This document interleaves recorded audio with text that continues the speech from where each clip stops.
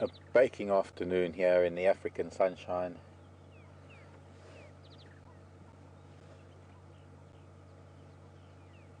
Welcome to our afternoon drive, everybody. Welcome to Djuma Game Reserve. My name is Mark, and I'm going to be taking you through a couple of hours of driving around this piece of wonderful wilderness. Well, close to wilderness. Not very. But as you can see, we never know what we're going to find, and a lovely family of warthog that are very graciously allowing us to film them. Brian is on camera with me today, and so is a representative for the Thumb. I think it's one of his business people from the city. And of course Alex back in final control. And wonderful summer afternoon. Boy, it's really hot, it's really humid. Time to look at some pigs. We unfortunately have the setting sun, or the late afternoon sun, in our eyes, so it's the lighting isn't great. But this is an interesting scenario. We've got a mama warthog with her two piglets that are fairly new. Now I think we saw 5 of them when they were first born, so she's sadly lost at least 3. Herding them now, the 2 little piglets. And that other young female that's with her is a daughter from probably last year, but I'm guessing that with the tusk size that she has, I'm guessing she's been around for maybe 2 years. Usually there's only 1-year-old females that stay with mom. We'll see where they go. They were in a wallow when we first came to see them, and they're now, well, oh, it's hot. Cooking in the sun. So she's taken them to some shade, but there are some little mud pools around here that she might take them to. We can see that she's an old veteran, this old girl. She's not really worried about the vehicle at all. It's her daughter that is the nervous one. The other young piglet that's got some strange, I noticed it earlier. She got a deformed tooth or what? No, they're just her muddy whiskers. That's all it is. Creep up on them. Scott and Vim are heading out as well. We're going to see what they might pick up this afternoon, so we'll be switching over between the 2 vehicles and hopefully bringing you the best we can from this corner of the Sabi Sand. That little girl is nervous, but she should have had some piglets of her own by now.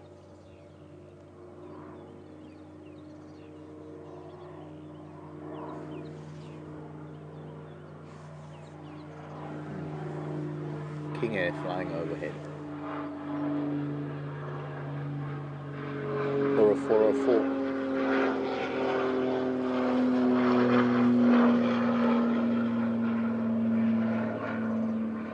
Like a 404.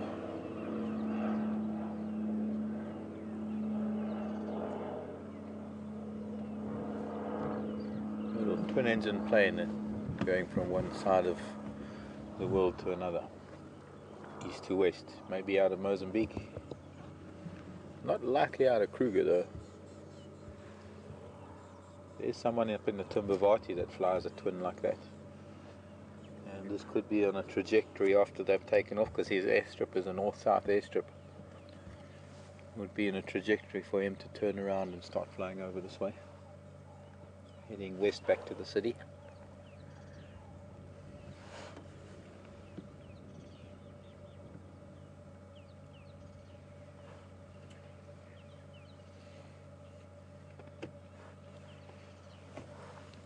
You can see the little ones aren't really interested in grazing or feeding much. They're picking here and there. They're still quite dependent on milk. Not too sure how long they are dependent on milk.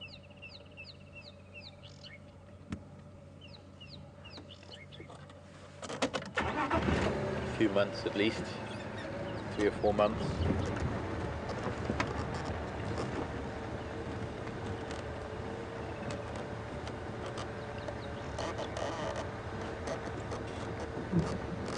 You can see Mum walking at the back here, has a really impressive pair of tusks for a mama warthog. And the female warthogs, their tusks tend to curve a lot more deeper, a lot sharper than the big boars. The boars have a much wider spread to their tusks. And since they do so much digging and fighting, their tusks are often stumps or stubs from being worn down or being broken after fighting.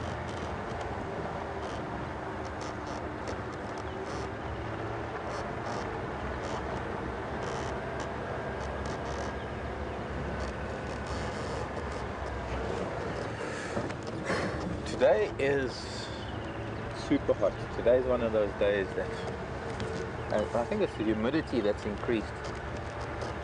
I'll leave the piglets to find some shade. I have found some shade and I'll leave them in peace for a bit. Now, after it cleared up from this morning, it's become the epitome of summer. Beautiful cloud. There were big storms further to the north earlier. Thought they might come this way, but they dissipated and somehow are now very, very far to the northwest. I guess just a sudden change in wind direction blew all of that away and opened up the sky. Looked like it was going to be a little bit wet this afternoon.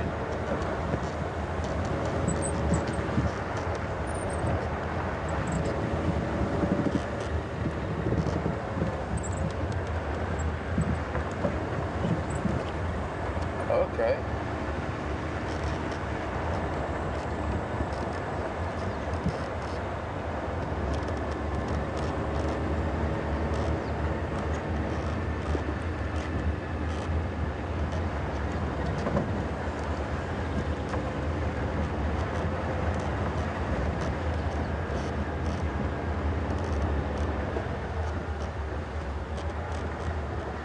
We're heading towards the gate. We're still on Vuyatela driveway. We're heading sort of a little bit northwest. There are a bunch of mud wallows here. There's been a lot of elephant activity, a lot of elephant movement on pathways that come from, I suppose, Arathusa, come Triple M, Elephant Plains, Sumbambili, that area. Crossing through this corner of Djuma going up into Buffelshoek. Actually a lot more elephant, in fact, than we get crossing through the rest. And there's elephant crossing now. I love it when a plan comes together, because I'm just thinking we've got to, at some point, with the amount of elephant that crossed on these pathways, and we're going to see it, it's going to be quick. So get ready, because they're going to cross the road and then they're going to be gone, because this is really thick to follow them in here. Jump over, little one. I'm stopped, you can come out. We can see a very distinct and very clear, well-defined pathway. Well, I don't know, I had to stop, and I know you probably can't see her yet. Him, her, who are we? Come, little one. Come and say hello. Yes. Hello, little one. That means the family is here somewhere close. He's choosing to go behind us, which is probably a good call. His mother's taught him well. That's the safety thing. Because he doesn't know that maybe he's going to spook us, which will chase us almost into him. So I'm guessing that he is one of these teenagers that's at the back of the herd, and the herd has already maybe crossed the road. This is how young bulls tend to get their independence, is that they're on their own, but they're still close enough to the herd, and they still keep them really, really close contact with the herd. And I'm guessing that they've all crossed and that he's trying to catch up with them. But now, to show you, this is he sort of went off the pathway a little bit, but here it goes through here. There are hippo tracks and antelope tracks. No real fresh elephant tracks here though, so he goes through there. I'd love to try and follow him, but it's really dense vegetation, and being a young bull on his own, he's going to be very frightened, and it's just going to chase him. It's just going to force him to try and run fast.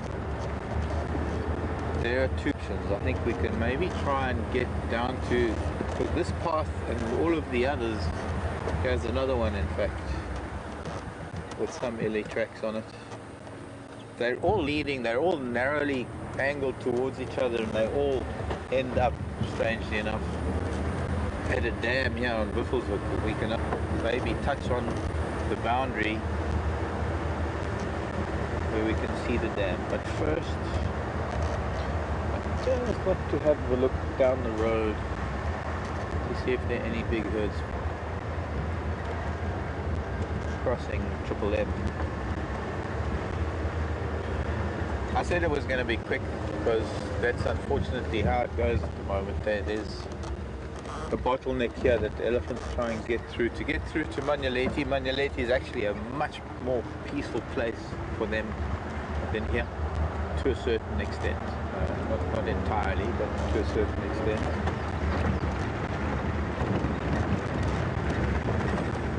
What I mean is that there are vast areas of Manyaleti that are, and they don't have roads, they don't have the kind of network or the kind of pressure that elephants might feel here about vehicles.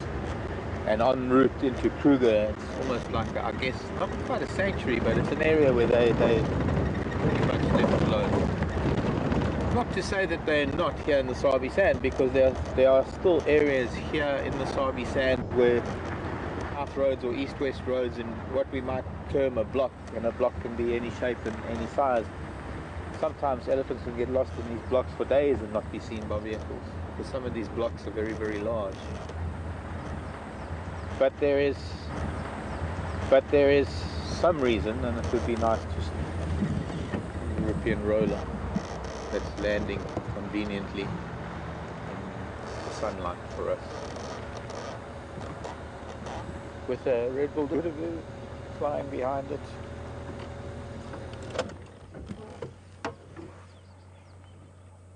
A sky blue bird against a blue sky.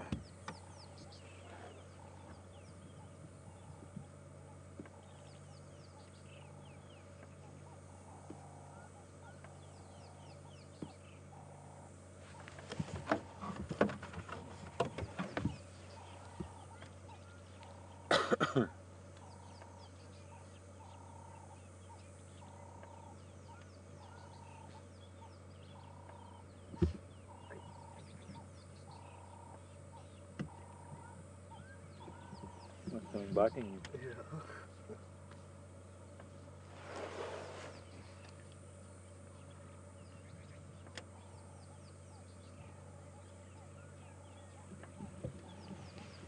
I think that's a shepherd's tree of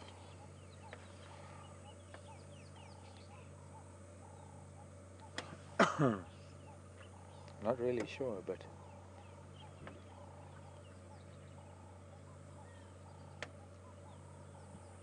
could be.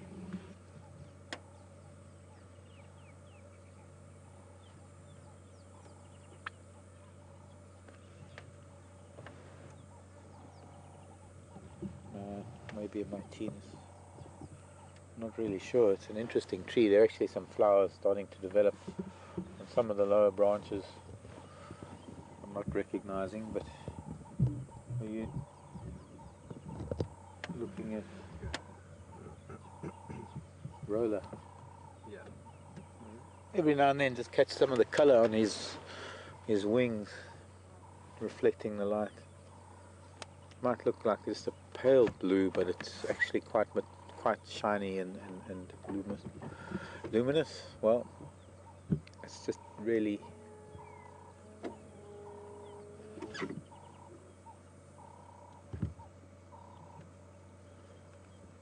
amazing colors.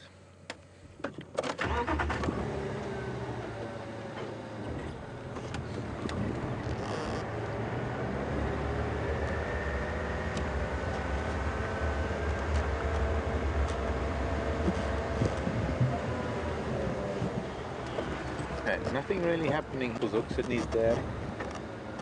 We can't get to the dam, but we can see it from the common boundary that Djuma has with Buffelshoek.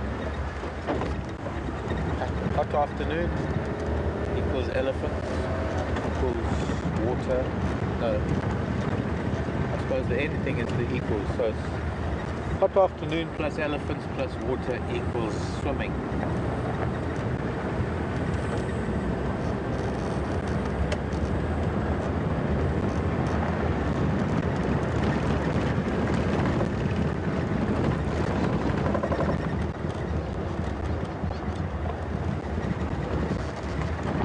That vaughan. Maybe. Saying it's so hot that even the birds are panting. Oh, Paul. Sure.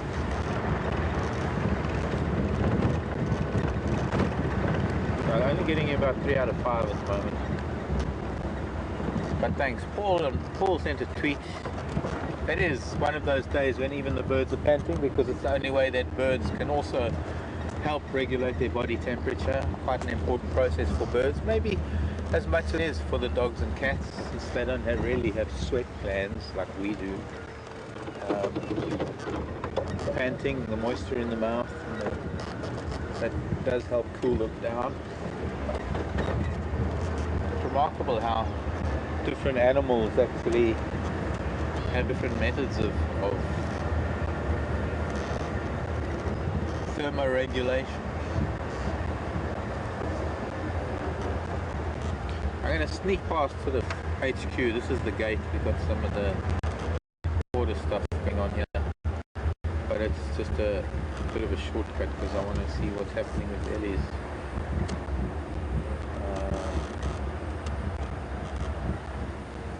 Oh, is that a Mgiba? No, it's not.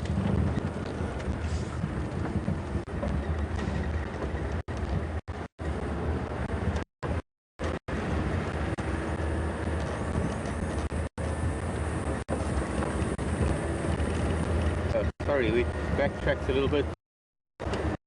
Gave this elephant to get in on his way down to the big dam, and I'm hoping that he did get there. There is an elephant, actually away from them. Might be this little boy actually. That is got a buffalo there.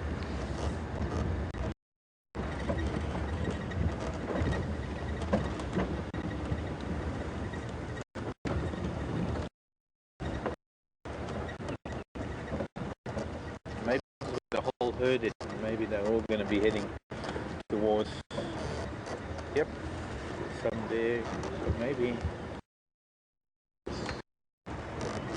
take the shortcut down one of these elephant paths. This is one of them. Hippo and elephant. I think it's mostly maybe hippo that these paths sometimes. The hippo and other antelope and boars use, and eventually you get the leopard in them as well, because it's quiet, it's thorns.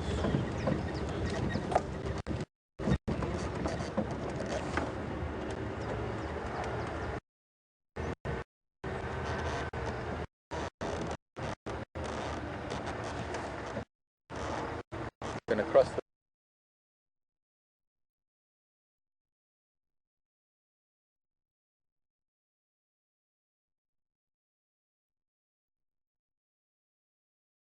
in a hurry to get to the water. Lovely buffalo and hippo. Got his live.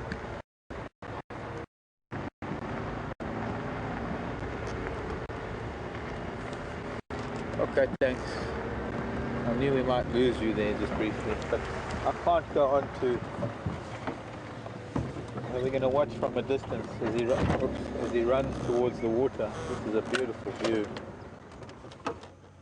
He's also running towards a big group of buffalo that are sleeping in the water, and I think he's only noticing them now. So calculating the odds. Oh, now he's getting, oh, look, what he's going to try and get that, all of those buffalo bulls. He's moving right past. I think he's just trying to catch up with the herd, and the herd might already have gone up that way. I think he was trying to impress the buffalo, but he ended up chickening out because there's got to be more than a...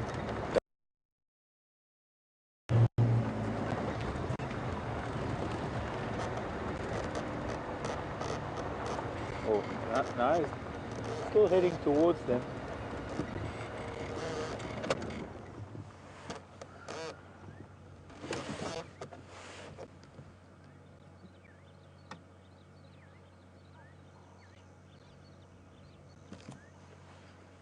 So it's calmed down considerably.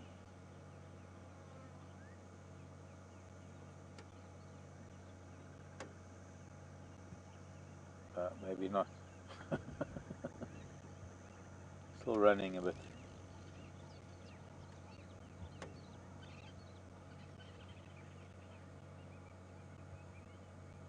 You can see the buck looking at him.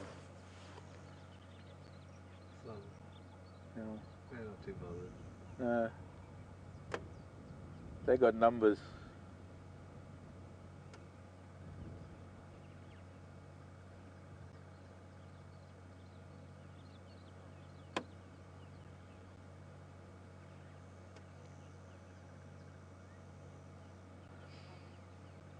The rate that, at the speed that he's walking, that is the same sort of pace that some of the herds take when they also want to get north. And there's a, for whatever reason it is that they want to get north, maybe it's a change of diet, a change of scenery. Well, change of scenery is a change of vegetation, which is a change of diet. Maybe they're dying to get up into the Mopani veld.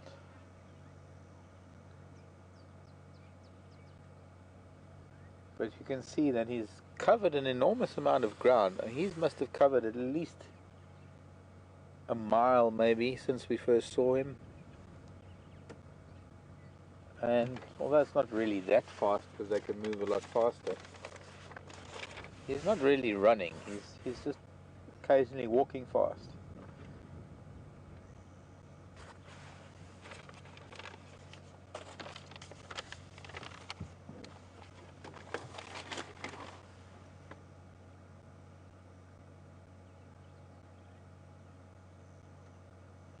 But his direction hasn't wavered from the moment we saw him coming onto Vuetela Access Road. If I had to draw a line on a Google map or something, I would be... Well, I can show you if I could find a map. Don't have a hard copy with me.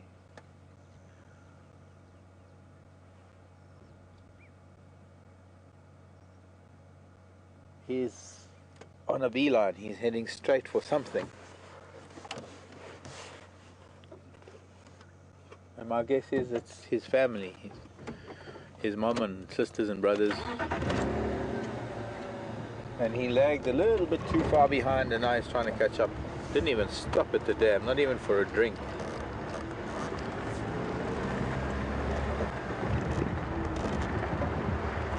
Just a youngster, maybe 20, if that.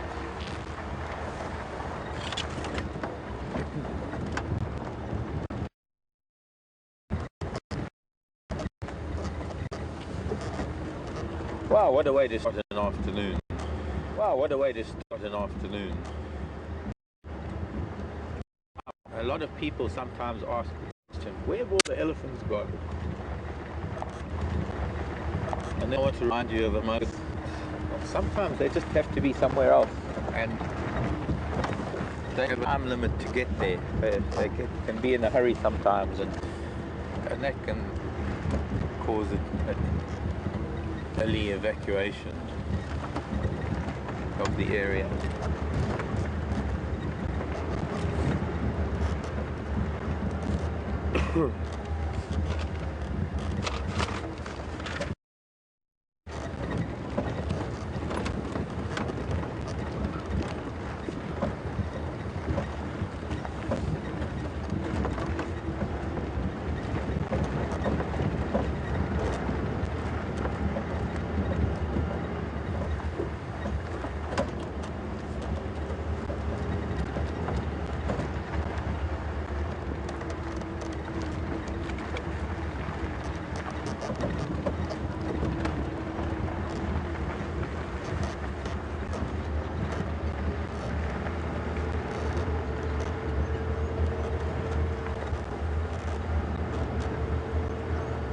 we should see what Scott's up to.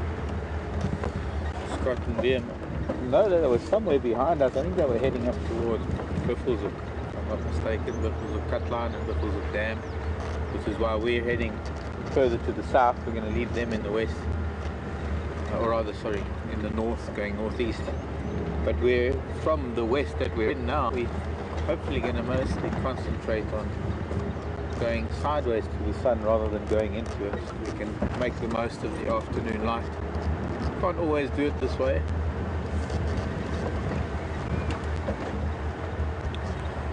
We did have quite a wonderful morning, in fact, and well, we had a lovely elephant bull. That listening to, yeah. Someone said, a couple of people said that maybe it was Mandela, or Madiba rather, the elephant Ekman, Peter and the crew, when they were viewing him quite frequently, almost every day, and they were having some really wonderful moments with that one heli. He was coming up right close to them.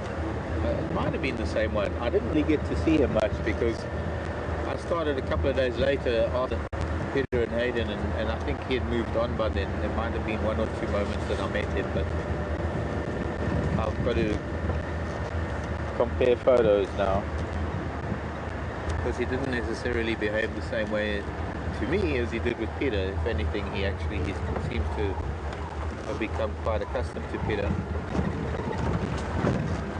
or the way Peter approached him, the way Peter drove.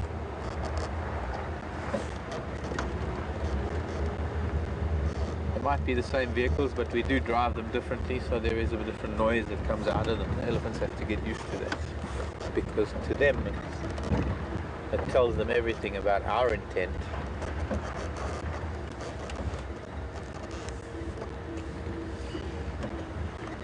And how we react to them. Some impala lying in the shade, standing in the shade, even two rams that are somehow have got enough energy to spar in the shade. Although it's half-hearted, it's just sort of putting their heads together. Maybe they're thinking up a plot to take over the world. Yeah, carry on, boys. You're with them. Carry on. Don't mind us.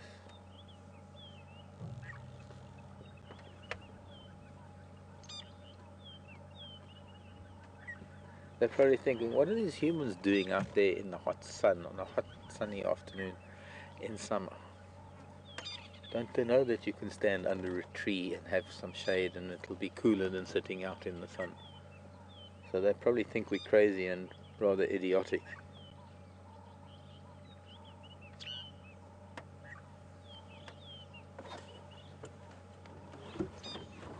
Very well then, boys. I get the message. Bye.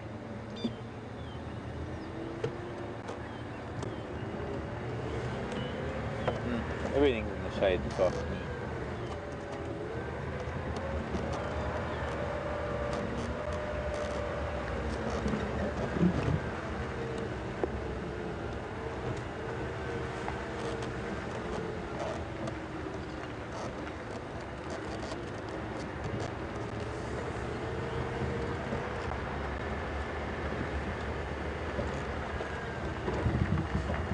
Very interesting question.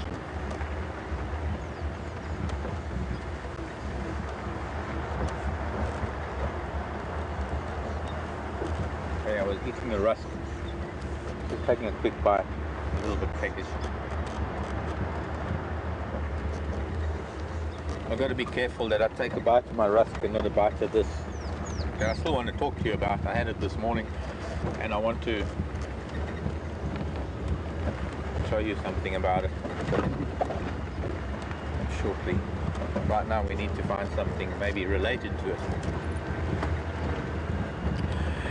Wait, I tweeted a question, and the question was, how does this young bull, how does he sense his way to find the herd? And it's actually it's a combination of things. Wait, I don't know. if it's Ms., Mrs., Mr., Master. But I'll wait for a reply, perhaps. Get a name, but maybe you want to remain a little bit anonymous. But they're a combination of things that allow an elephant calf, or rather an elephant, irrespective of who it is and what it is, to lag behind the herd and then still follow it, other than scent. But scent is very important, but you've got to remember that the scent of a herd, hello boys, there's a little bit of dominant male wants the shade and he's pushing the other male out of the shade because we arrived. So we've changed the dynamics. So the other male's got to go and find his own shade now.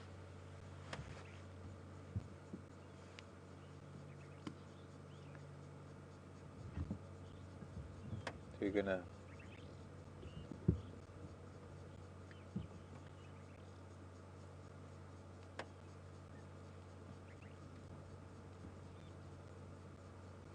just gonna eat and say, well, I meant to go and eat anyway.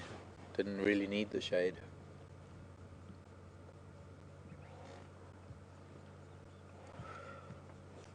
I think one of the main features, or rather the main keys to elephant being able to keep up with the herd and to follow where they've gone is the fact that they're able to communicate audibly with each other and using such low frequencies.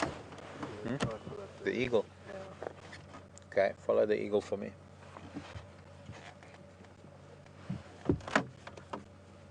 And while I'm talking to him, wait. I'll follow it with my binoculars and let's see what it is. Interesting, a little bit of a wedge tail. It's a very small eagle. Missing a few flight feathers. At least 2 primaries on each wing.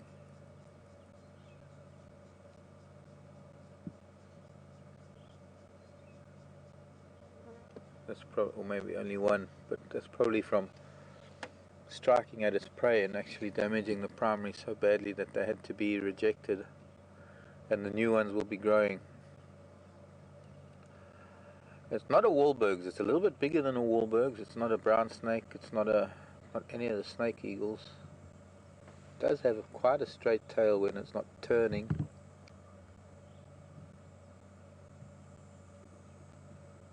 Tail feathers also a little damaged, so this poor child flew into something, maybe when it struck at a prey, or looking a little bit draggled. So that could be not a lesser spotted. I'm not seeing any white, and it's not a booted. Could be maybe just a Wahlberg that is spreading its tail a little bit because it needs to turn in the thermal that it's flying in. It's finding a particular thermal. So elephants talk to each other over very large distances using an infrasound, and that allows him to just hear mama's rumbles and just to hear the herd. They also do pick up vibrations through the ground, and there is evidently, and I haven't been able to read much further on it, but there is evidently an ability of theirs to be able to communicate using ground vibrations, I suppose, where it does, or rather where it is possible to do so. And I don't know the distances that they can communicate using vibrations in the ground. I've personally never seen elephants sort of stomping and making a noise like a drumming. Or maybe somewhere they do that. But the other thing is that when you grow up with a herd, as only can happen in such a tight-knit community, a very, very family-oriented unit, you are constantly breathing, smelling, even sometimes tasting the very presence of your family members, and since taste and smell and hearing everything about your senses is so alive with what is safe, which is family, and what is strange, which might be danger, and what is comforting, which is food, everything becomes so indelible, so etched in the memory. that it just takes the herd to walk through anywhere, could be anywhere, for an elephant to be able to just put its trunk on the ground and be able to follow every footprint, every footstep, every nuance of what that entire family did, individual by individual, picking up not only a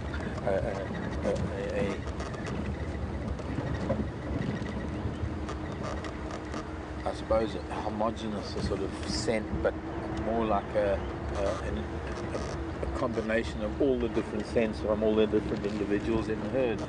And so much information is gleaned from what an animal, not only an elephant, but what animals can tell from just the smell of where other animals have put their feet, because so much in the health of the animal is transferred into the scent that is left behind wherever they have walked.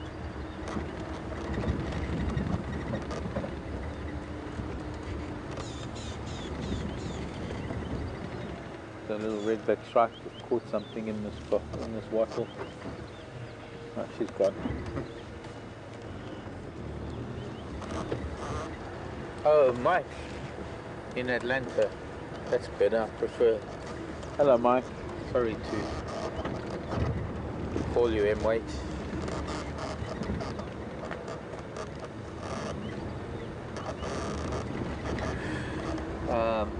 Mike in Atlanta. Atlanta, Georgia. That reminds me, you see how my mind connects to things. I meant to tell you, where I was talking about someone I know, someone who is closely linked to my past and my direction from that moment that we met, with a chap by the name of Professor Lee Berger, who is, I think he's probably head of the paleoanthropology department at Wits University, or it's now the University of, what's it called? Oh. Well, okay, University. Yeah. Well, there's a... Anyways, but Lee... I was talking about Lee and the fossils, the hominid fossils that had set him on his path to doctorate and postdoctorate work, and what has made him the professor he is today, because he's a real professor. I'm just called that as a nickname. I have no claim to academic records that even put me close, but I'm just very honored by the fact that people do give me that nickname, but I'm not in the same league. Lee is a dedicated professor of paleoanthropology and anthropology. And the weirdest thing happened, and I have to tell you this, is that the day that I was talking about Lee Berger, who I hadn't spoken about on Drive before for quite some time. I think I have mentioned it before, years ago. But that very day, a letter arrived in my mailbox in Hoedspruit that was collected by a friend, and that was last week Thursday. It was last week Friday, I think it might have been Friday, when we went to fetch the jigger. A friend of mine was there it was pre-arranged because I knew I was going to pick up the jigger, and he brought me my mail because he has my mailbox key and he's been to my house, so I needed an update of what's happening to my house in the Timbavati. And he gave me this letter, which was from my parents in Iceland. Mom, Dad, if you're watching, I got your letter, but it was so coincidental in a way, in that the letter was an article that my dad sent me about Professor Berger, Lee Berger, and his latest project and what he's involved in now. It was here. I must find it. I actually brought it on Drive 2 days ago because I wanted to show it to you. 4 days ago. Just out of the blue, the very day I was talking about it was the very day it landed in my mailbox. An article on Lee Berger and what he's doing nowadays. Just wanted to throw that out there, and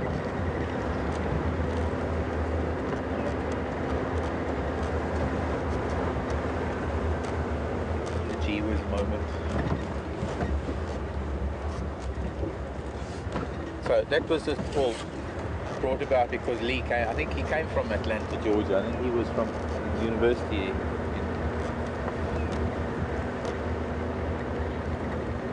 when he did his masters and then came out to South Africa to do his doctorate and his postdoc work on human origins.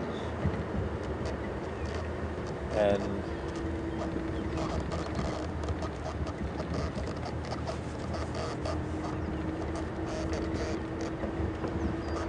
human ancestry.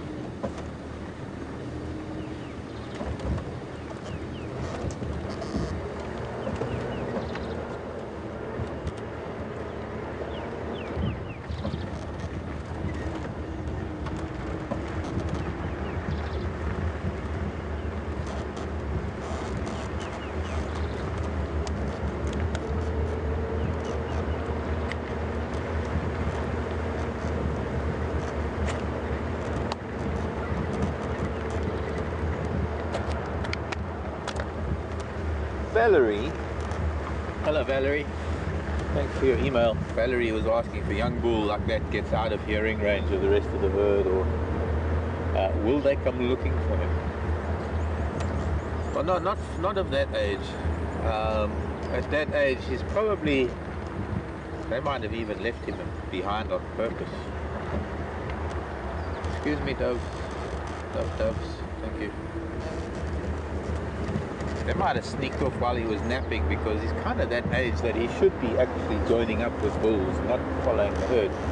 Remember, it was presumptuous of me to say he was following a herd. I was only thinking that because of the way he was moving, he was on a very distinct path, and being sort of in his late teens, and maybe it is getting on a little bit for him to still be associated with the herd. Maybe he's hearing other elephants and he's just going to meet up with them because he doesn't really want to face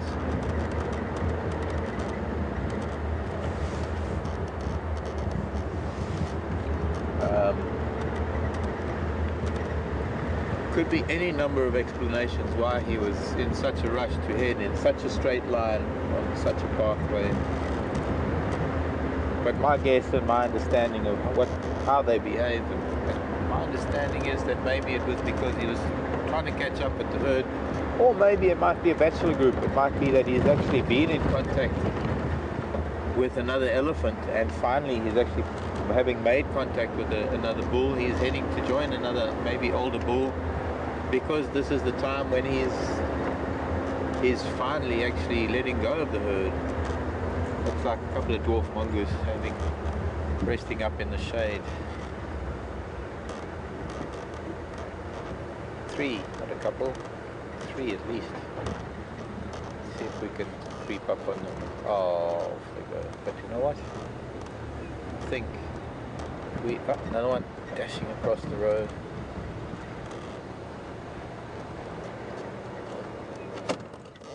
Let's see if they come out again. We haven't really had much time.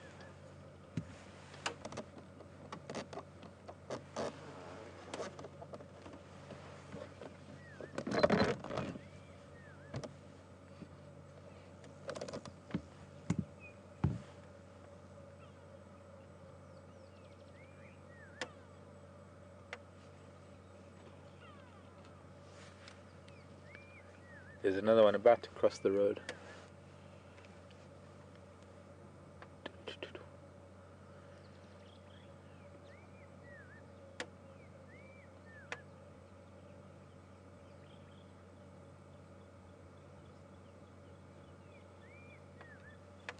Did you catch that?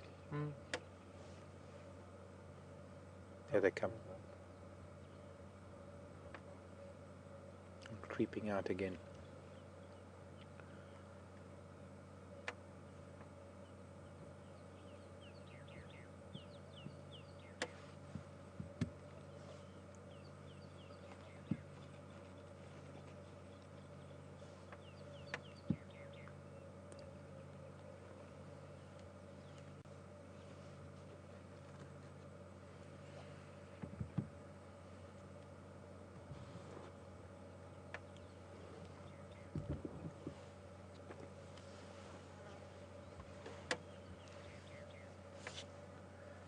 Brian's had a lot of experience filming their cousins, the Kalahari, the meerkats. Yep. A long time as well.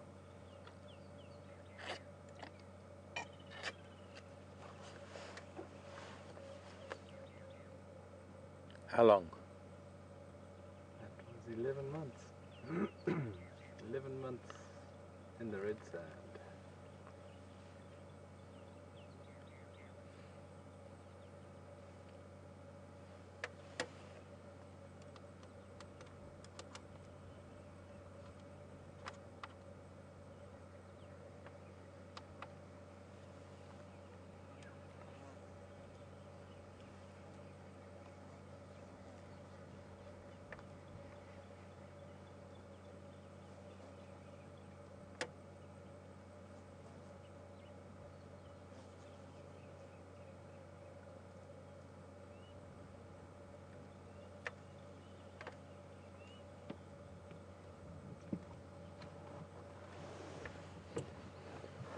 No, I don't think they're going to be coming out, and I don't want to sit here. Maybe they want to come out, and they're not going to because we're here. So sometimes when it's a bit of a standoff, we'll just leave them to it. Just the one that was poking its head out, making sure it was okay. And I think the fact that we were there, it was just telling everybody, no, the big bad monster's still out there.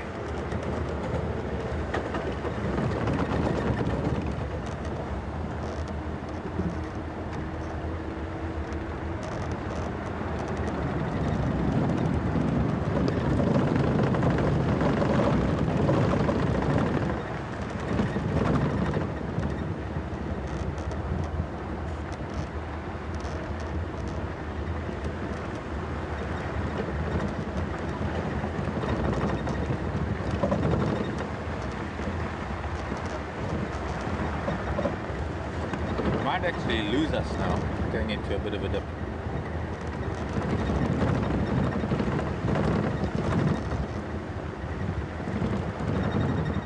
Very bad road, this. Main road that goes into the Sabi sand, so vehicles do tend to corrugate it a little bit. That's interesting. The remains of a kill.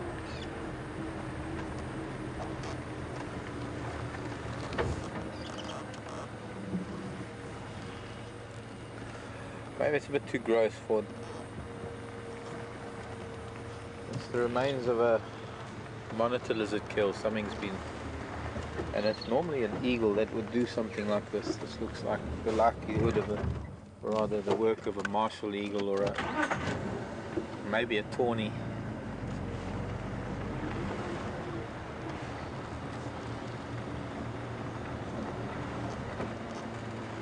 A young white-throated monitor. Maybe 2 feet long. Looks a little bit gross.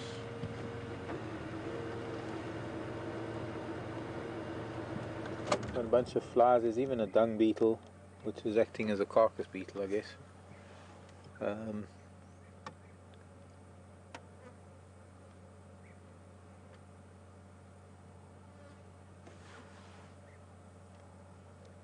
The fact that the meat has been sort of stripped from the ribs means that it's not a fair. It wasn't a large predator that would have just chewed through the tail and through the head. The head is curled off to the side. The fact that most of the middle part has been eaten is sort of an indication of that of a bird of prey that somehow managed to subdue it. My guess is something like an eagle. A lot of the meat been stripped clean from the vertebra. Anything else? The bigger pieces, like the legs and the tail and the head, left behind.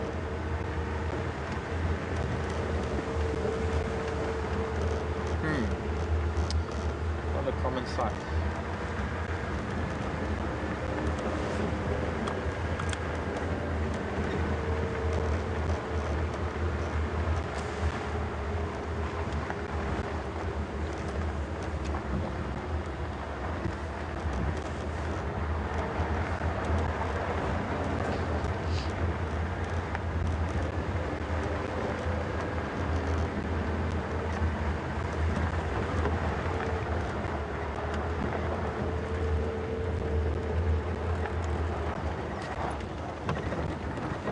head a little bit west again. Maybe we can go and see what Scott's up to.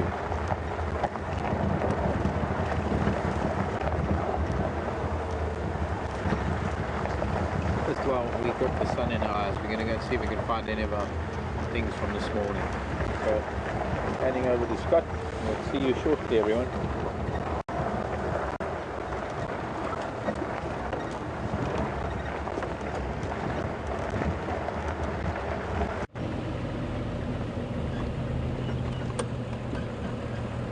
Good afternoon and welcome aboard Djuma. It's myself and VM paired up today. So VM's on camera and it's a beautiful afternoon our trip, as you will all know, because of the time you would have already spent with Mark and Brian. Myself and VM so far have headed across to Buffelshoek Dam, and on our way there we found some lion tracks. Look like members of a fairly large pride. It's hard to tell exactly how many individuals there were, but there were definitely both lioness and male lion tracks. And we followed them for about 2 miles. They went past the dam and then continued, but sadly they cut out of our property in an easterly direction into a bordering property where we could no longer follow the tracks. So that was a bit disappointing. Other than that, it's been fairly uneventful. It is very hot, so I think a lot of the animals are seeking shelter. Now, the plan is to now head around Treehouse Dam, Twin Dams. There was a sighting of quarantine male there this morning that I got an update on by one of the guides, and hopefully we'll be able to find some sign of him or anything else that's of any interest to us this afternoon.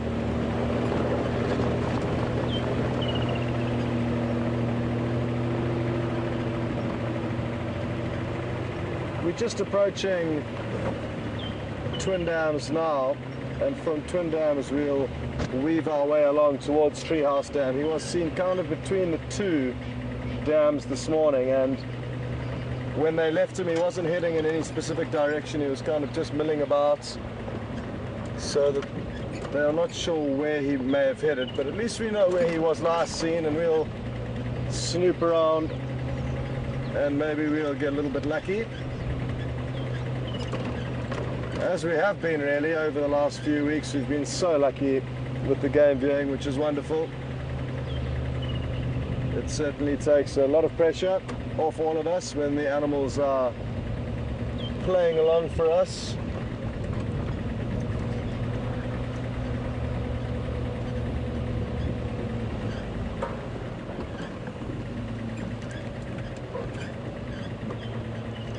Okay.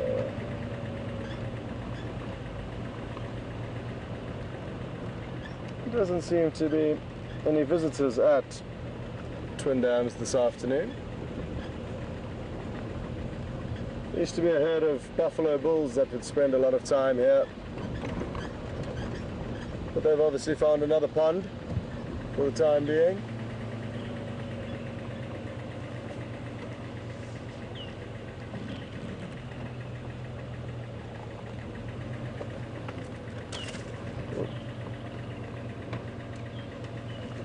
There's a hornbill that nests in this tree, so I'm just going to give it a minute or two here and see if he doesn't come back to feed his youngsters. Oh, let me just try and get down this slightly. Oh, and he's just arrived back now, so I'm not even going to move a muscle. Can you just try and zoom? Oh no. Bad timing, but he will be back. Certainly. That was quick. He could have given us a few more seconds. Let me just get the vehicle into a better position now. I got stuck on here. Okay.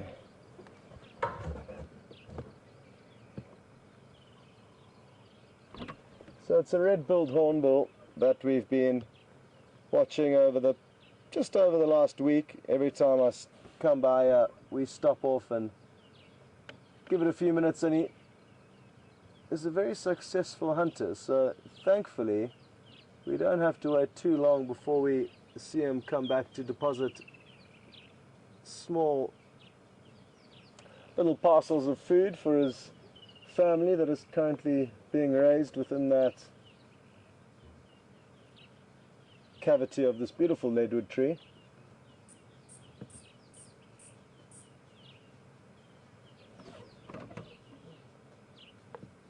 Now the female in all likelihood is still in there, I'm guessing.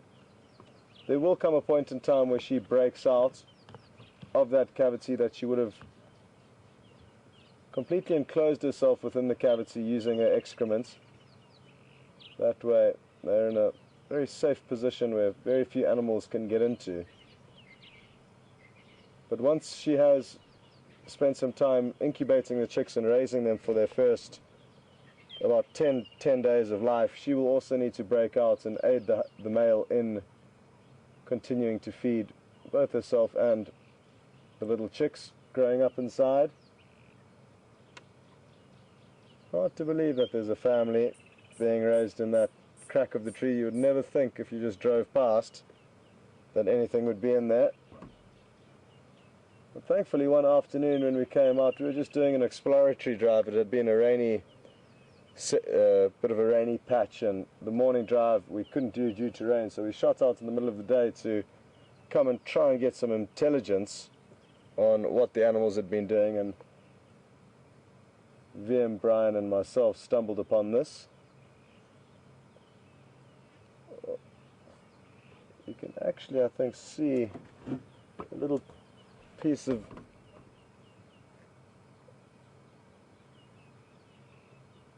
what is that moving in there?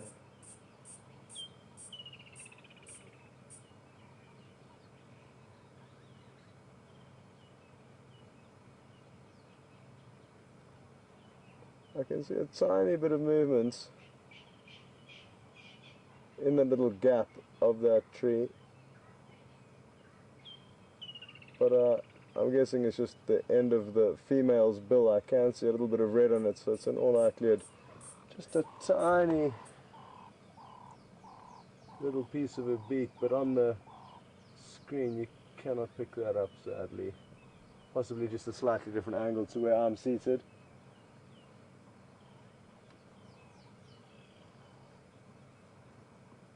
And these are the things that, oh, look at this, quickly, VM. There's a pair of guinea fowl with their little baby chicks just crossing the riverbed. And it's the first little baby chicks I've seen of this season. Oh, cute, look at that. So we just caught them.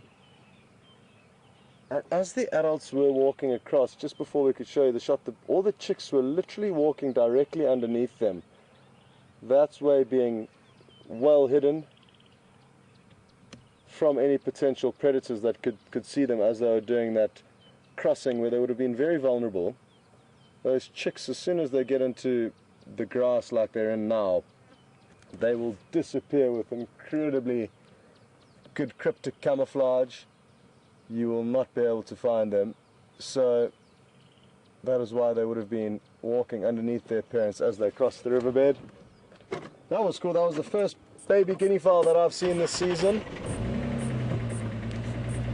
I'm glad we got to show you a little glimpse.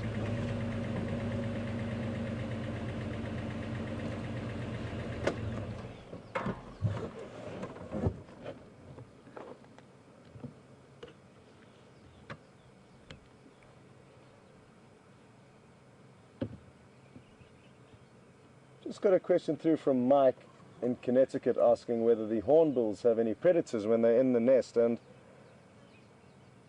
the reason why would have, sorry, the earpiece was just going there and it threw me off a little bit. So when they are in the cavity of this nest that they enclose themselves in, it'll be very difficult for anything to get inside there. But snakes would be one concern. However, it's a very thin coin slot that most snakes big enough to catch and consume a hornbill actually wouldn't be able to squeeze through. The other thing to remember is that by only having a very small entrance, that allows the female who's in there to peck at anything that may be trying to come in there. Now obviously you have to enter head first, so that female would be able to deliver some nasty pecks to any animals trying to squeeze their head into the small cavity. So I think they are relatively safe while they are in the nest cavity. So a very good nesting plan for them, but I'm sure from time to time animals do manage to break in. Nothing is entirely guaranteed out here, so even though they may feel like they've completely enclosed themselves, they may be. There you can see the beak moving every now and then. If you just watch that, there you can see it moving, glistening. The female's obviously doing a bit of work on the nest, and you'll see a little bit of movement, and I think she could also be throwing out the excrement of the chicks to keep it nice and tidy in there.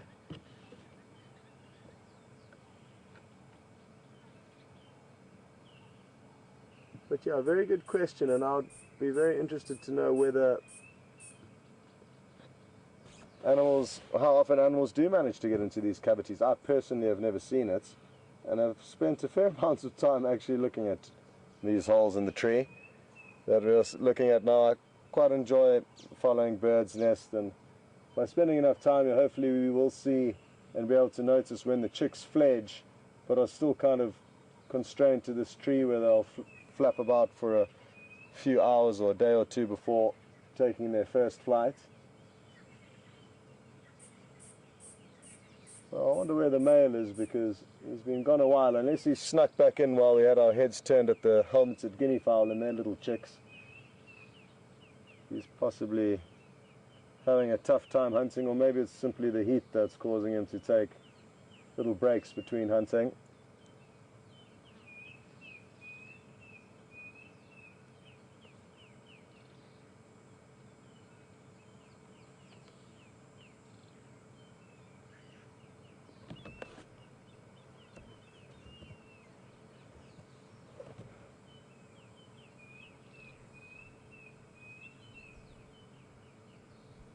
Okay, well, you win some, you lose some, and we did get a glimpse of this hornbill as we arrived and trying to get into position, but at least we did give it a few minutes, and let's see what else we can see along the way.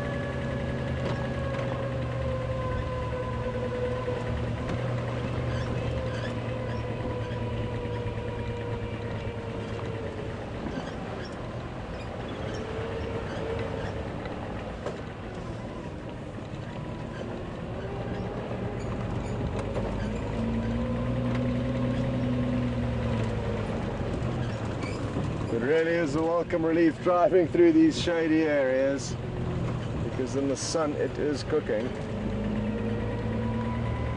We've been lucky though, there were some massive storm clouds brewing to the north of us, and usually the bad weather doesn't come from the north, but occasionally it can.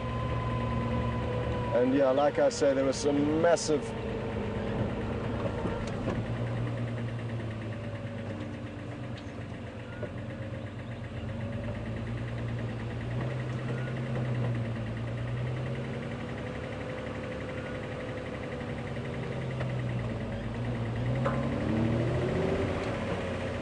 Apologies folks, it was just a report that came through of 2 cheetah that have just been found. Sadly though, not in an area where we can move, but at least these cheetah are moving through our general area. They have yet to come onto our property that we've seen. Maybe 1 or 2 tracks where they've slunk through the corner of Djuma. But the fact that they are moving through this general area is a good sign for us, because at any stage they could decide to grace us with their presence.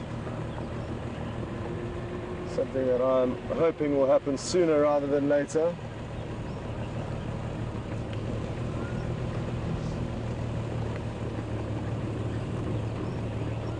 I'm going to drive slowly here and just make sure I don't overlook any tracks or signs that may be useful clues. This was the area where quarantine was moving this morning, and he's such a wonderful leopard. I could think of no better way to spend the afternoon than following him.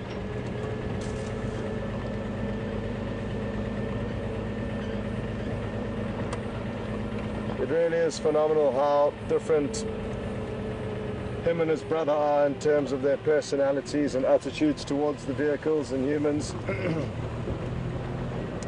Quarantine is very relaxed, whereas Djuma can be a little bit more hostile towards us. And considering they both had exactly the same upbringing, oh, this is looking very good, folks. Look who we've got walking down the road to us. He does seem to have some attitude. So I'm just going to give him some space.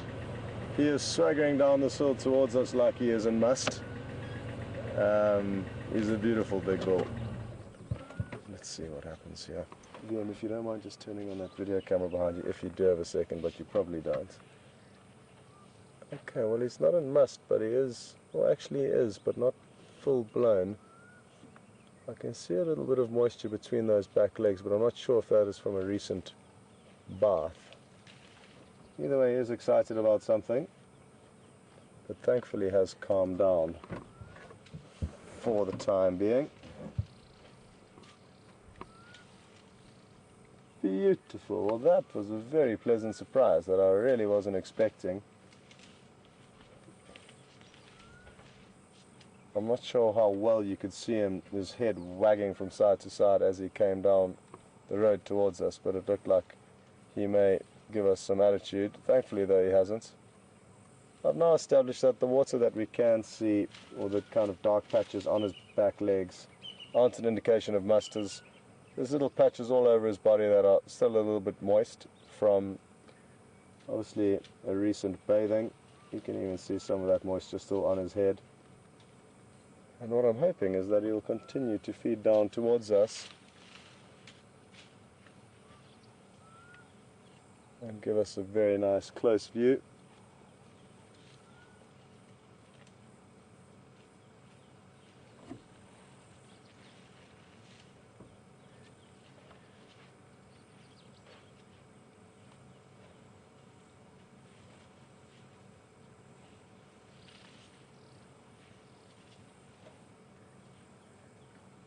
You'll notice he's flapping his ears fairly regularly, and that is activating the elephant's main cooling system. The purpose of those huge ears aren't for great hearing, but rather for great cooling. And sadly from this angle we cannot see behind the ear when it flaps, but if you were to see behind that ear, you'd see a network of veins and arteries that allow the elephant to pump blood to the ears or through the ears in order to cool it down. And those massive ears, because they are double-sided obviously, create up to 20% of an elephant's surface area of their body. And that is why elephants can be seen feeding during the hotter hours of the day, or active during the hotter hours of the day relative to other animals, due to this advanced cooling system of theirs, and a highly necessary adaptation, because they need a lot of food to sustain themselves every day, and to acquire all of this food they do sometimes need to feed during the hotter hours. as he's doing right now.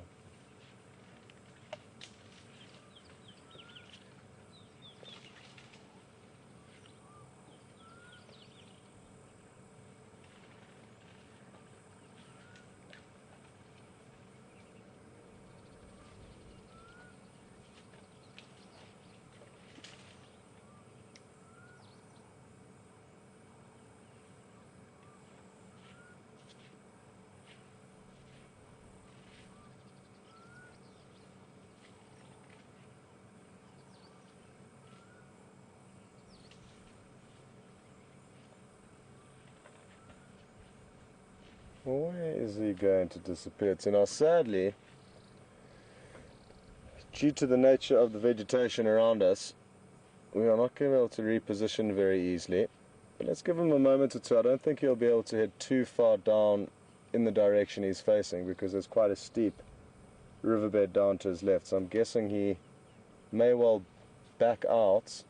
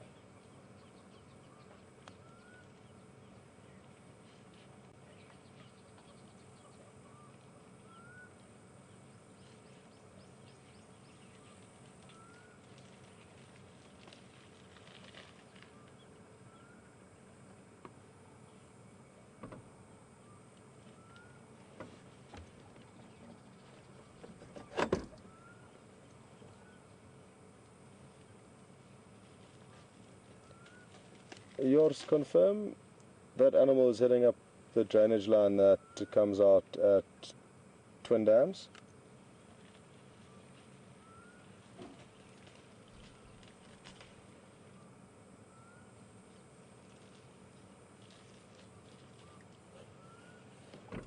I don't think so, yours, but I'm not entirely sure.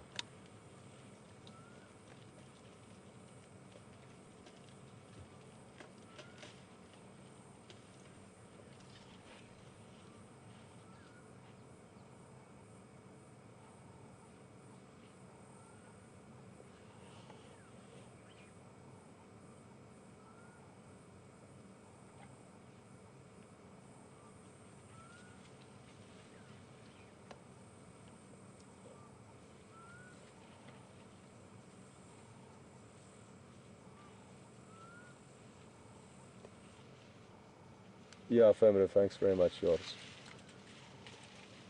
And thanks, Andrew, as well. Thank you. Sorry, folks. I just needed to double check something on the radio there. And thankfully, during the time I was doing that, he has come back into a much better view. And he's giving us a great display of how to use one's trunk skillfully. He may give us some attitude, folks. It's not going to surprise me greatly if he does. But that's fine.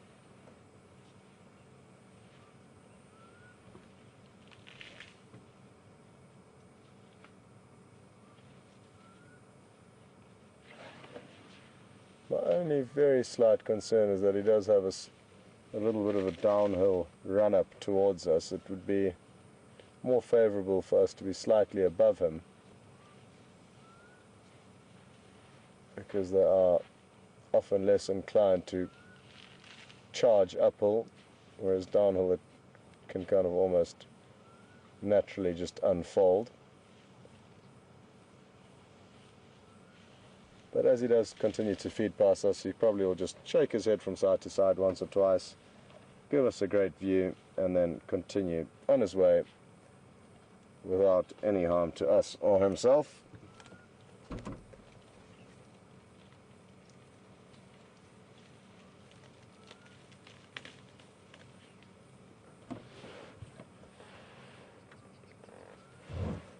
I wonder how old he is.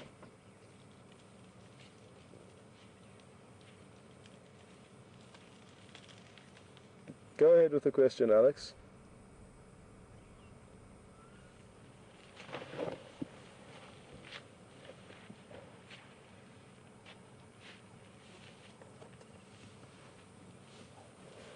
We've just got a question through from Marilyn asking whether elephants can feed on grass and live on grass, or do they just eat leaves of trees. And they eat a very mixed diet, and this is necessary because they do not digest their food very well, and therefore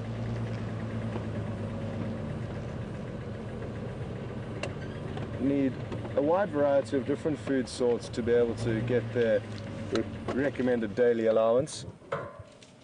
In an ideal world, though, elephants would just eat fresh green grass because that would put the least pressure on their teeth, because when their teeth wear down, that is often the cause of their death, is their lack of molars to grind up their food. So ideally they would just eat grass as it is easiest to process, but at different times of year this is not necessarily an option. I wonder if it's worth us following him for a while. Just thinking of how long it'll take him to get to Treehouse Dam, or Twin Dams rather.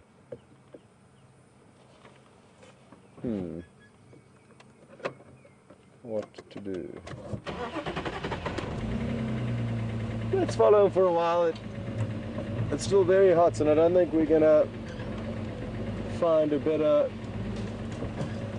character to view during this heat. So let's stay with him and see what he does for us. Cool, then you can switch off there, buddy, the video when you're ready.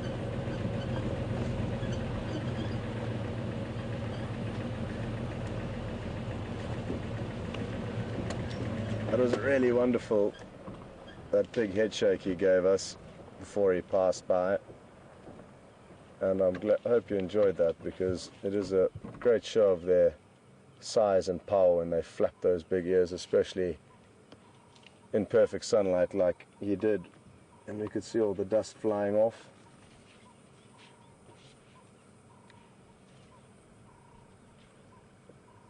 It's a small acacia shrub he's just pulled out there. And if it wasn't for the elephants plucking a lot of these little saplings, we would have an extremely dense woodland in this area, so that's vitally necessary destruction that they perform. Now we've got a much better angle to see the veins behind his ears that aid in their cooling. So as he flaps his ear, we will be able to see those veins. And they pump liters and liters of blood through those ears every minute, and this helps to cool them down.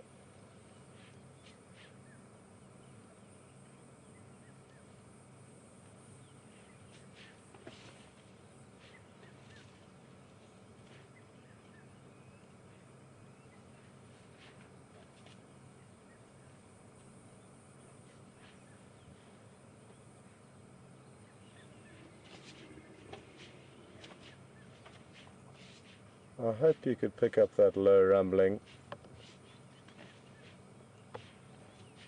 because it's a really beautiful audio to hear, and they don't often do it,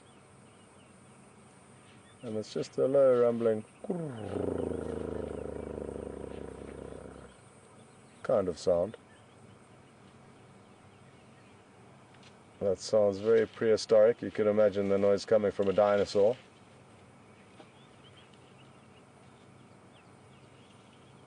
And interestingly enough, a bizarre fact for the day. Maybe it's not true, but I was told it was. so somebody can maybe double check. But in Jurassic Park, the audio that they used for the T-Rex was apparently audio of a koala bear. So you wouldn't expect a koala bear to make a noise fierce enough to be given to T-Rex in a movie, but nature does have these funny little surprises for us. Again, I'm not 100% sure of how true that is, but I was told that by a fairly reliable source.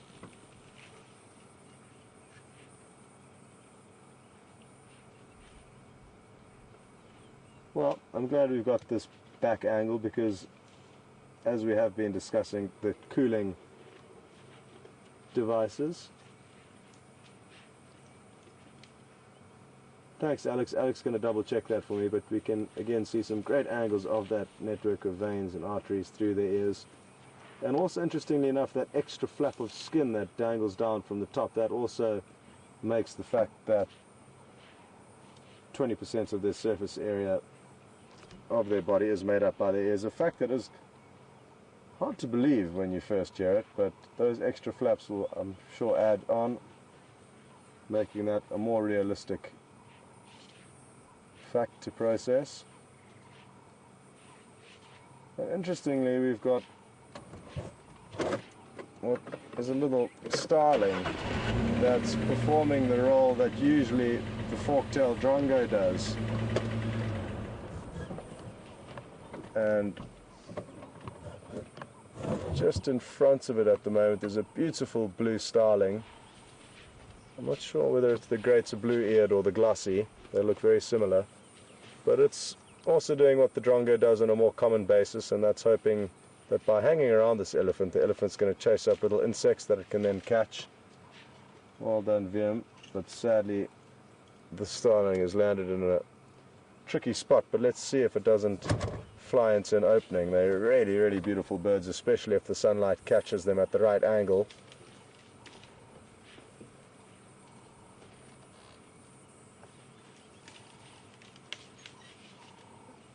And the whole time he's been feeding, he's been, oh, there it goes. But sadly again into a spot difficult to see. You are ready, Alex, when you are?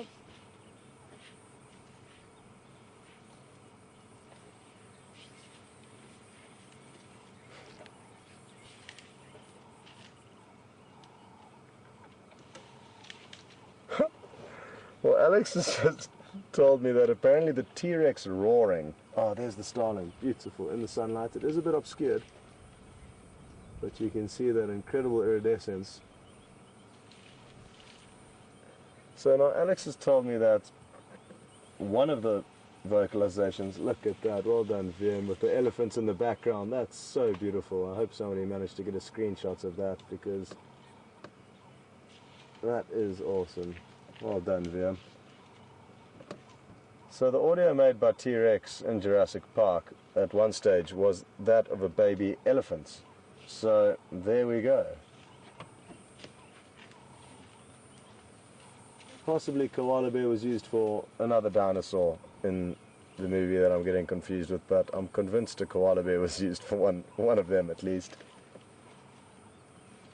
Great work there with the camera, Wiem.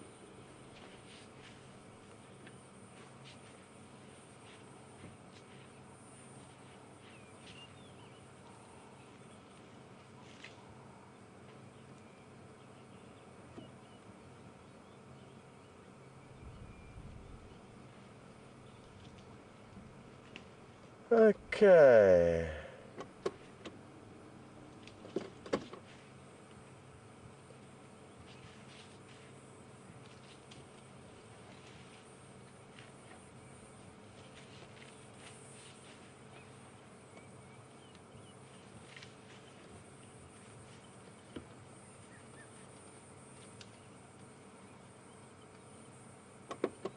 Well, I think from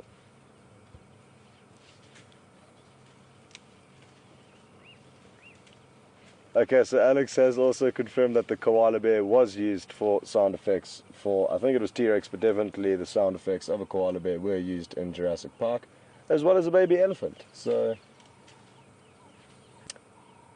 Now, I think it's getting to that stage of the game where we should change the scenery a little bit.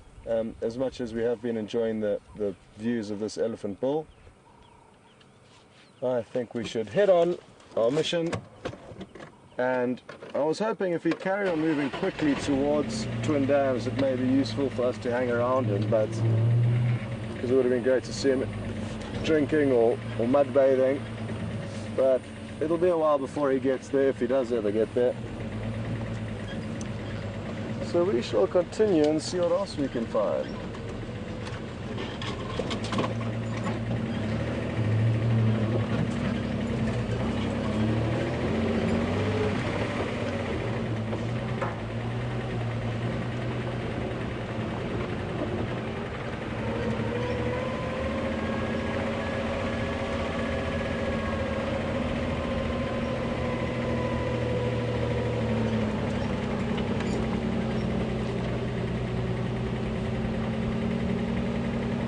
Area we're driving through now just has so many potential hiding places for any animal that it requires intensive scanning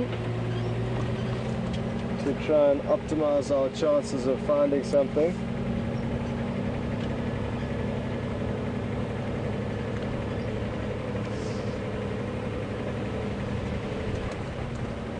Oh, look what we have here.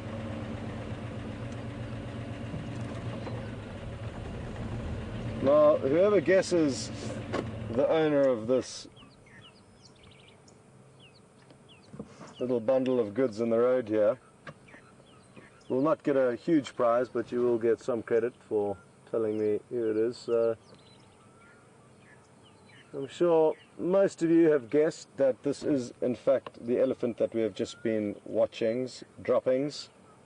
You can see a marula fruit in there, in the middle bolus, and as the marula fruits continue to ripen, we'll begin to notice more and more marula fruits in their dung, and then we will certainly be able to show you the squirrels. Once the dung has started to dry out a little bit, we'll be able to show you the squirrels rummaging through the elephant droppings to try and get as many of these marula nuts as they can. The other thing that would have been difficult to notice there, but I will show you at some stage, is that the fruits passed through basically undigested as they went in, but occasionally if the elephant just perforates the skin, a lot of those juices rich in vitamins get absorbed into the elephant system, but none of the actual fruit itself. It's got a very thin layer of fruit, and it's more the juice that they'll be trying to harness. So they look undigested or untouched, but if the elephant just crushes them a little bit, that opens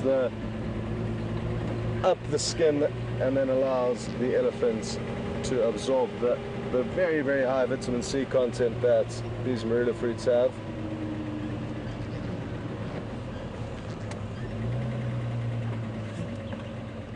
Okay. No traffic.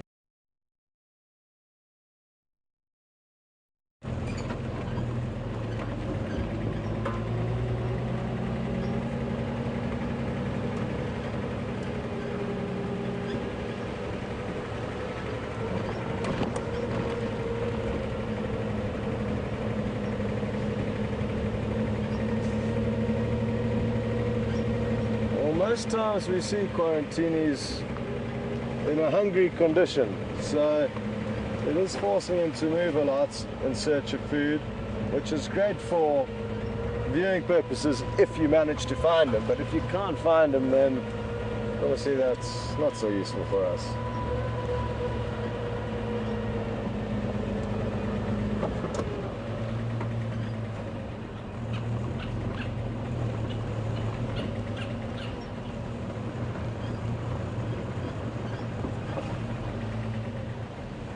I thought I saw a track further back there, but it was my mind playing tricks on me.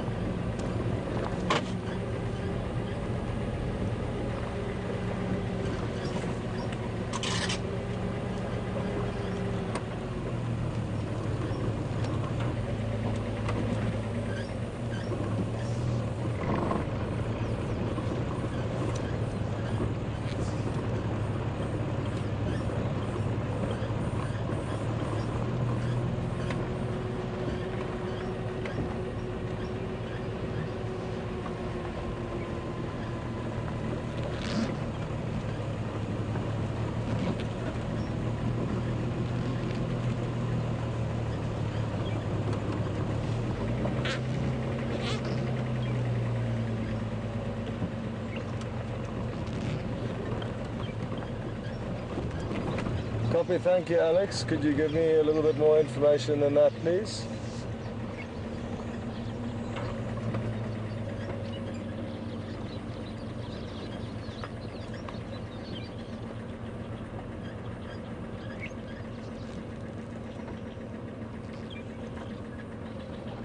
Okay, well, let me know when you're ready for a link.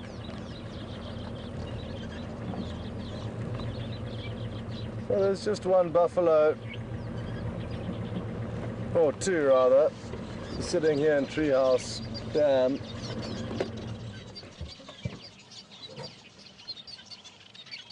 One of which has two oxpeckers sitting on its head.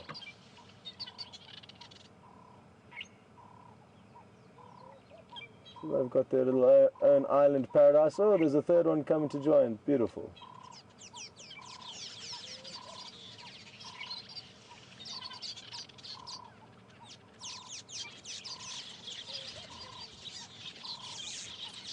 Sadly though, no sign of quarantine here. Well folks, from these sleepy buffalo, I think we can cut across to Mark and see what he's been up to.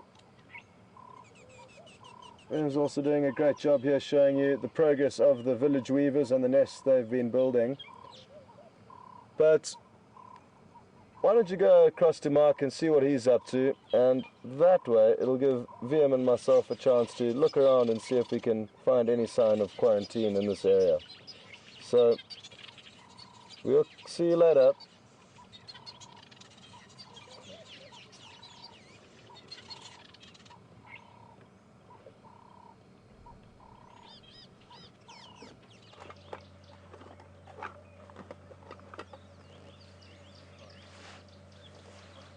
Welcome to Arathusa, everybody.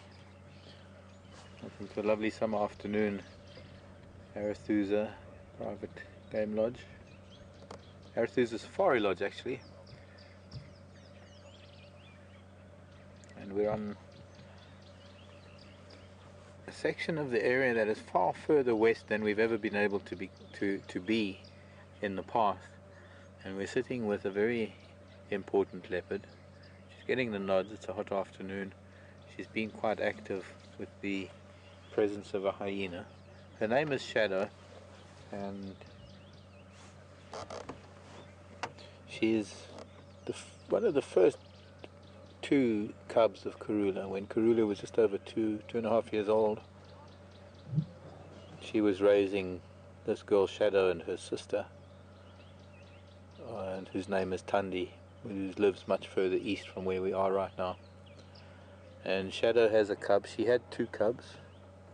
One of her cubs was killed a few weeks ago as well. Maybe not quite the same time as Karula. I'm not too sure about the timing, but that could have been where the story started about another cub being killed by hyena. That's possibly what it was. It was Shadow's cub, not Karula's other cub, and people just got their wires all mixed up. Hello.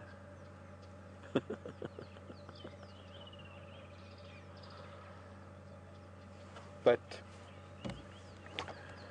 her cub that is left, I don't know whether it's male or female, is in a tree with a kill. She has she must have, it's really quite an unusual thing how this kill managed to get to where it is at the moment, because it's not the typical tree that you would find a leopard taking a kill into. So I'm guessing that maybe having the cub here and having had the kill in the same place, or maybe she brought the cub here. Whatever the story might have been that brought the circumstances or presented the circumstances to us, we have a leopard and a hyena and a cub in a tree with her kill, and so the circumstances could be multifarious as to what really developed this whole scenario. My guess is that the hyena was here very shortly after she made the kill. It could have been that the hyena came across them when she was feeding with the cub, but for whatever reason, the good thing is she managed to get the kill in a tree in an almost impossible place, and it's also a knobthorn that is a very thorny tree. The cub is up the tree, the hyena is refusing to leave. The hyena is sitting there. Well, she's sleeping actually, and she's between the tree and shadow. So she's not actually interested in shadow at all. She's interested in perhaps either the prospect of the kill that is in the tree, or perhaps the opportunity to eliminate competition like her cub, like Shadow's cub. The same as what has happened to her previous cub and what happened to Karula's cub just recently. Now, there are a couple of things that sort of can ensue, and as I say, there are a lot of things that could have led to this moment, in that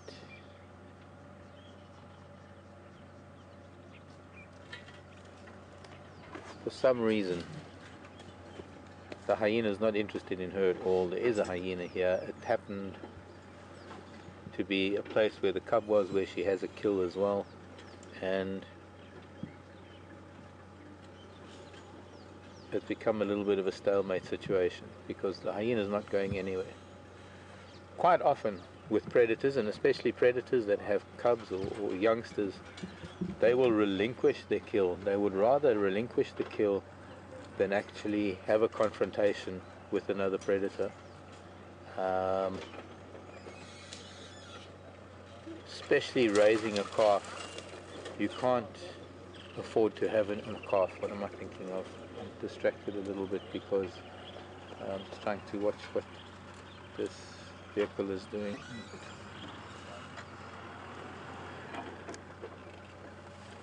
A predator who's especially raising a cub and having the responsibility that she has is going to avoid any confrontation because she can't afford to be injured. So she knows that keeping her distance the way she is right now, she's not likely to have anything happen. Where if the hyena got up and made any move towards her, she would be able to get away very, very quickly. The hyena is not even interested in her. It's just lifting its head now. And it's probably going to go back to sleep shortly. All the hyena needs to hear are a couple of footfalls on the grass or something falling out of the tree, or maybe jumping out of the tree. There's just no way around getting this situation because she would probably relinquish the carcass if she could, but the hyena's not getting into the tree, neither is she, and so there's not much chance of the carcass falling out of the tree. Can you get much of the carcass? I'm just thinking that maybe it looks like it's a little bit red. Maybe it's a steenbok.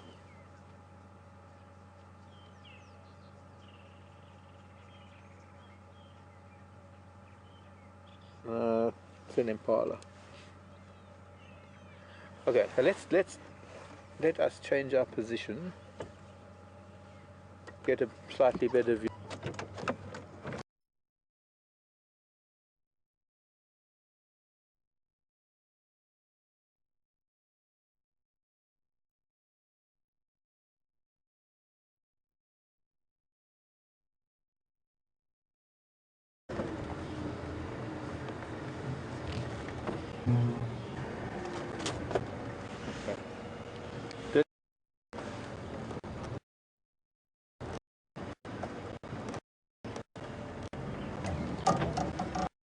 Probably going to go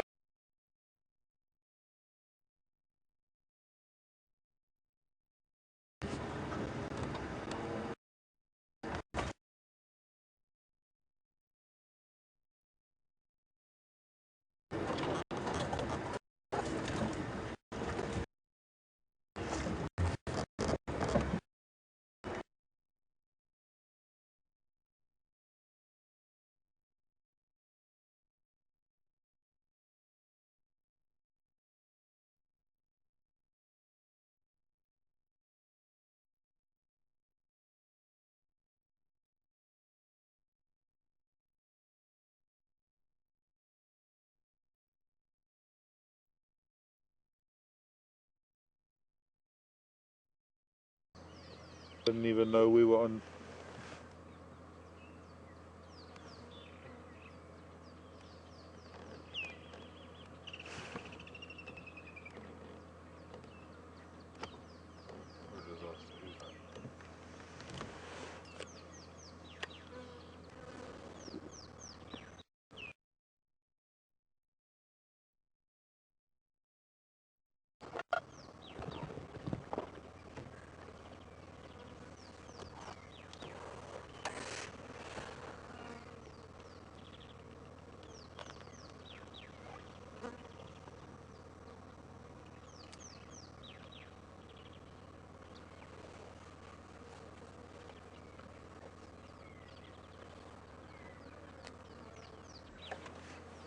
Put it directly in the sun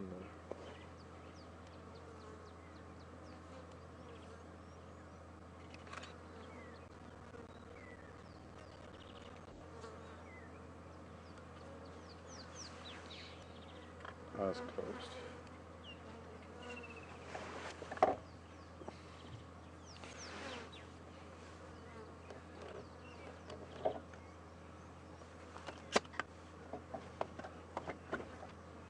So Scott is live.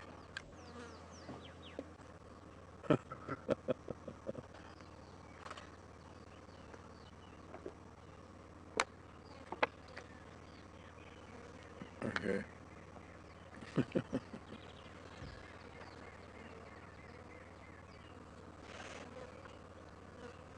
Sleeping hot. Okay, well, welcome everybody. I'm sorry there's a bit of confusion this afternoon, and if I've been quiet or saying odd things.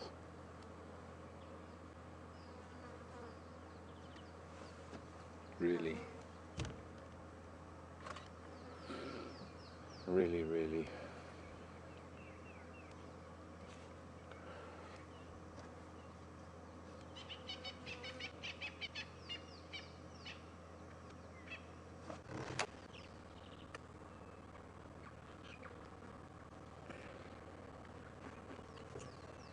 So unfortunately, we can't really see the hyena from this angle, but as I was saying, it's a bit of a stalemate. We would let the hyena take.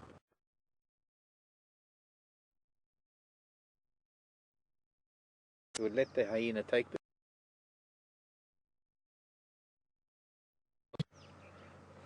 from the one away. Actually, so I think let's try and leave her. There is some light on the cub. Let's try and find our way.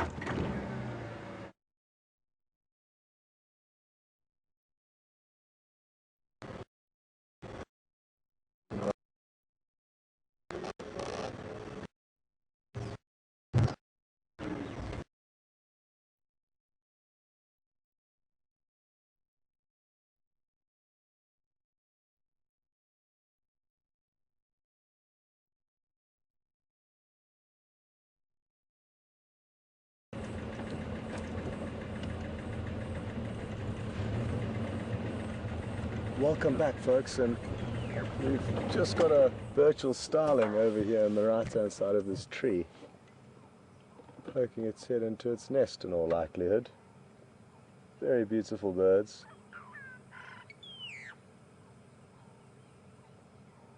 Hard to tell exactly what's going on. And welcome back to us. Sorry about having to switch abruptly from Mark and Shadow. Ooh. What's she doing? Some housekeeping there. Between the males and females of the starlings. You can see there's something in her beak, or his beak.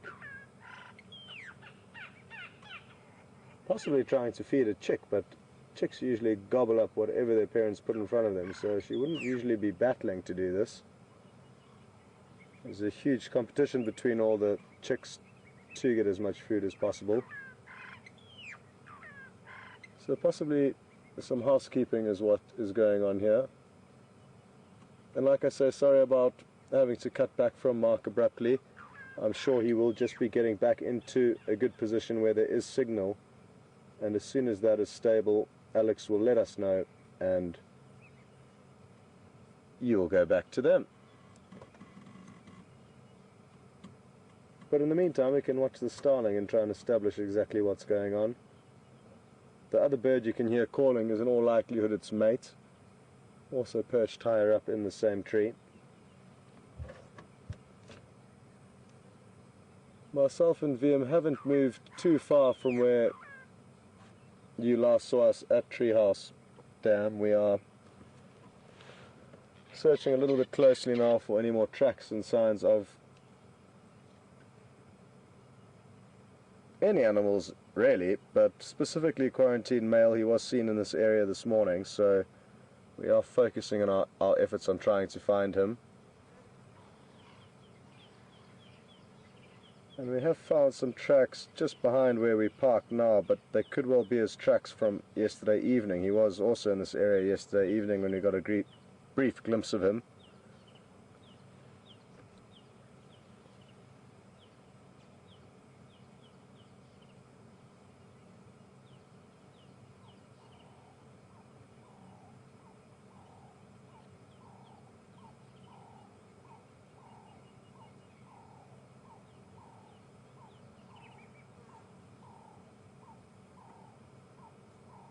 No, another individual's just flown up to another hole, higher up. Oh, no, it just flew back, sadly.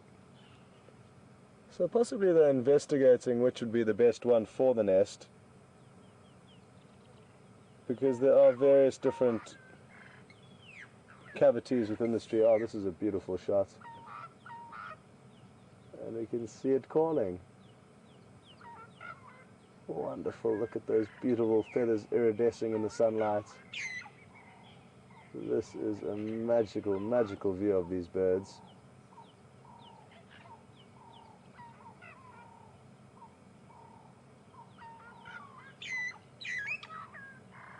Wouldn't it be wonderful to know what they're saying? Thinking, oh, what do you think of our new spot, honey? Or she's possibly moaning in disgust, saying, what is this place you brought me to?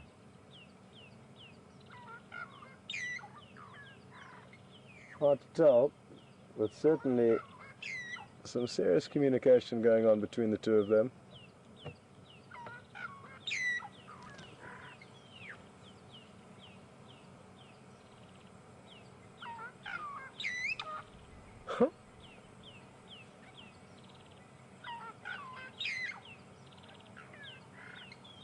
So wonderful to be able to see the birds actually calling, and have great views of them, because we do often show you glimpses of birds, but when it's in perfect sunlight like this and we're so close to them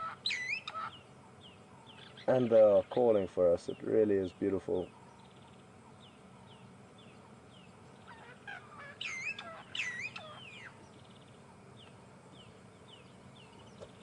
Well, that was great. Thank you, and happy housekeeping, or whatever it is you were doing in there.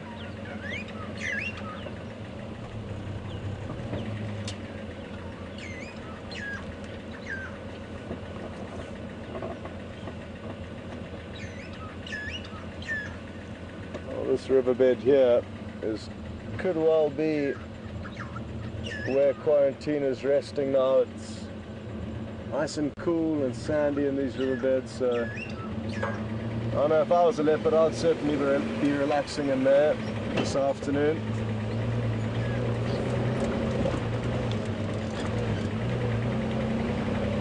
Mark is still trying to maneuver the vehicle into a spot where you've got signal, or where he's got signal, so hopefully it won't be long before that little issue is resolved and you can go back to Shadow and her cub and see what they're up to. I'm so happy we've got to see some new leopard, and especially that Mark's also got to see them.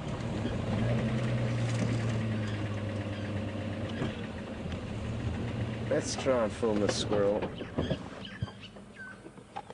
They really are so cute.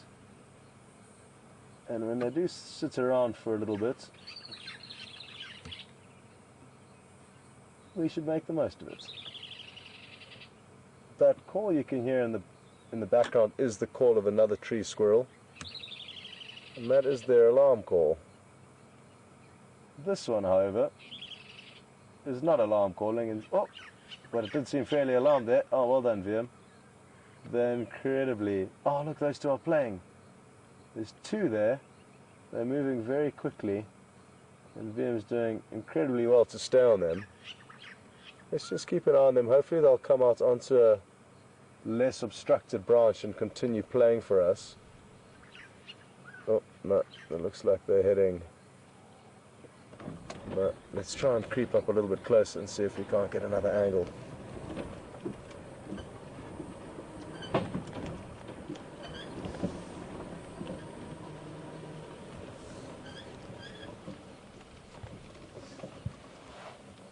Oh, sorry VM, this is not easy, but worth a try. Well done.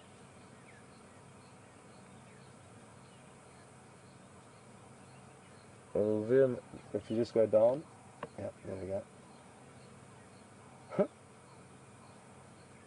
This one's obviously thinking about maybe jumping down into the grass and changing trees. Hard to tell though, but like I say, VM is doing incredibly well. Look at that. I mean, that is awesome. Incredibly agile, and I'm so happy that VM managed to capture it sitting or clambered horizontal onto that little bush willow tree. They look like young squirrels, both of these, so they could be brother and sister playing around. Adults are slightly bigger than them.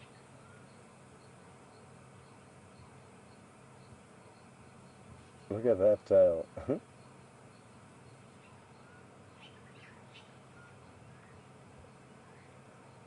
Okay, well,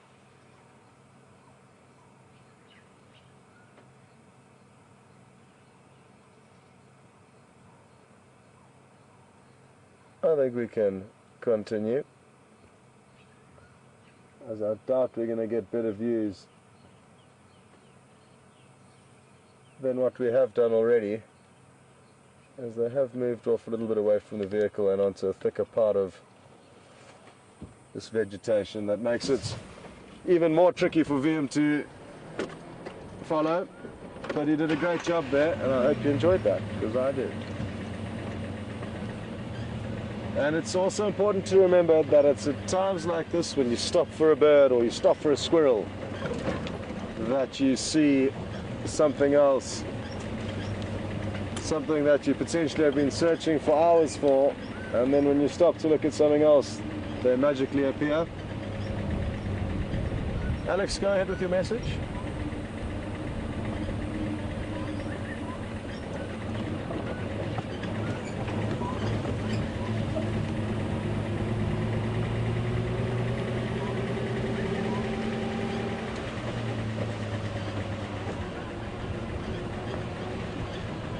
Okay folks, well, good news.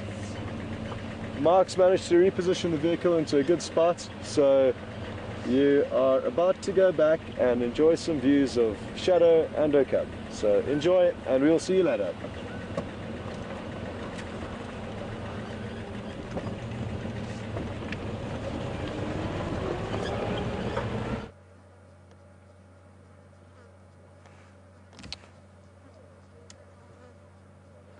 Welcome back all. Beautiful fading light of the afternoon, and able to get a little bit of a glimpse of this cub stuck up a knob thorn with the carcass. The carcass is starting to smell. I don't think she's been able to get to it since yesterday. Here comes the hyena now. Oh, one of them. Actually, this is the second one, come to think of it, because I can still see one of them sleeping. So she's going to react shortly. This one looks like it's just woken up, yawning. Coming through the bushes just in front of me, just off to my right. Don't know if it's going to greet the one that's still sleeping here, or it's just added to the numbers and added to the tension of the scene that we're witnessing. We have a scene here where a leopard, who's actually one of Karula's cubs, at has killed an impala, taken it up a piece, got a cub up the tree as well, and these hyenas are just not giving up. They are hanging around. They either want the carcass or they want the cub, whichever comes first. And they're ganging up on her. She's not going to try to chase them away. She's not going to risk her life. At the moment the cub is safe, and the cub can probably stay there, can probably move around a little bit if it needed to. Just tremendous patience, tremendous tenacity for just staying put, staying where it is, not panicking, given the danger that lies at the base of this tree. This is not a casual situation. These hyenas might look like they're lazy and they're sleeping, but they are so tuned in to every noise and every nuance of what might be happening that they will even hear her get up or yawn or stretch. She'd be at the mercy of fatigue. The cub, on the other hand, has managed to find itself a spot where it's lying down. It's not using any energy to be where it is. In fact, it's taken the very typical leopard pose, and it's got the legs hanging. It's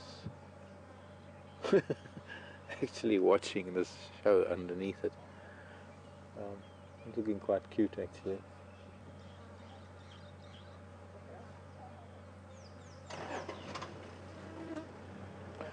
Biloxi, gosh, Biloxi down is, where's Biloxi? Louisiana, maybe? Tennessee, down there. I know it's somewhere on the Gulf. Biloxi. Laura, hi. What's the hyena's predator, and what would likely come along and chase it away? Well, lion, I guess, in some respects. Lion are one of the main enemies of hyena. Hyena themselves, to some extent. But unfortunately, they're a little bit more powerful than leopards, so leopards are not going to come off best when it comes to a confrontation between the two. So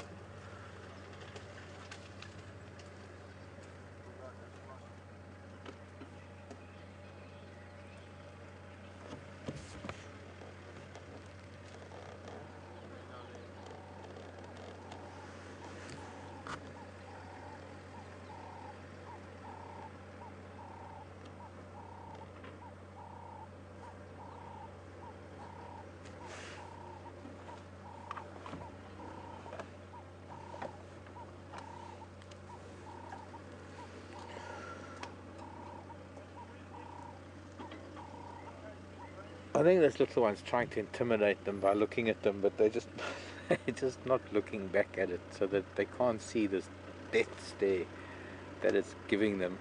They couldn't really, the two hyenas that are here, couldn't really give a hoot.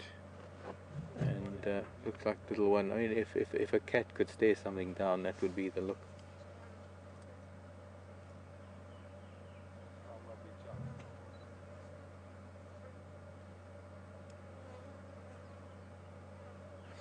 And as only a cat can, it looks quite comfortable.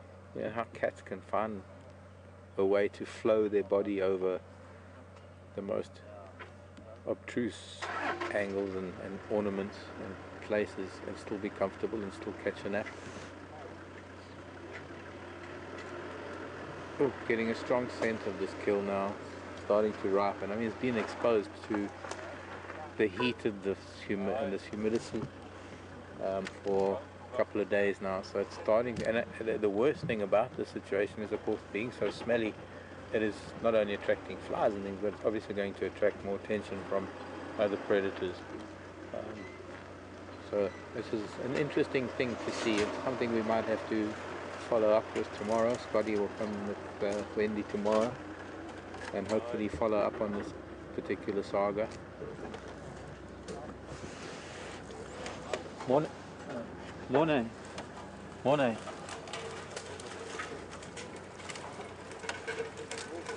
Morning. Let me move. Guys? I'll move. No, it's fine. No? No. Okay. I'll shit. Alright, Minja. Ah, Pukil. Go.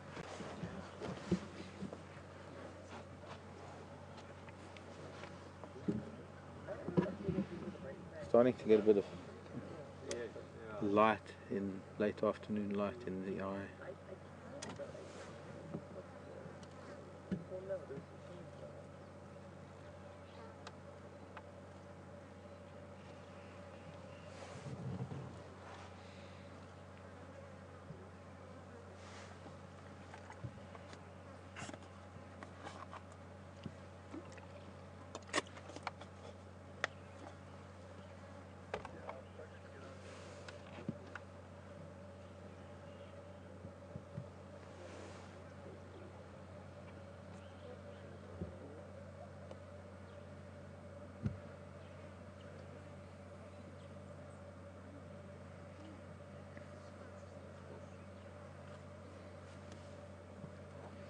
Copy that, thanks.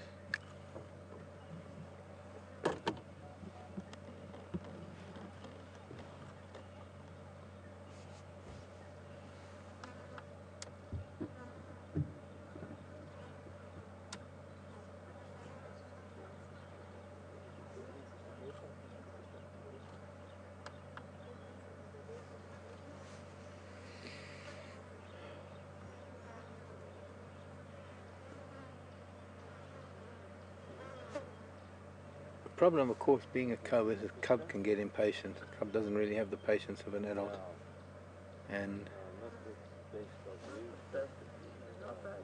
it can get tired of things.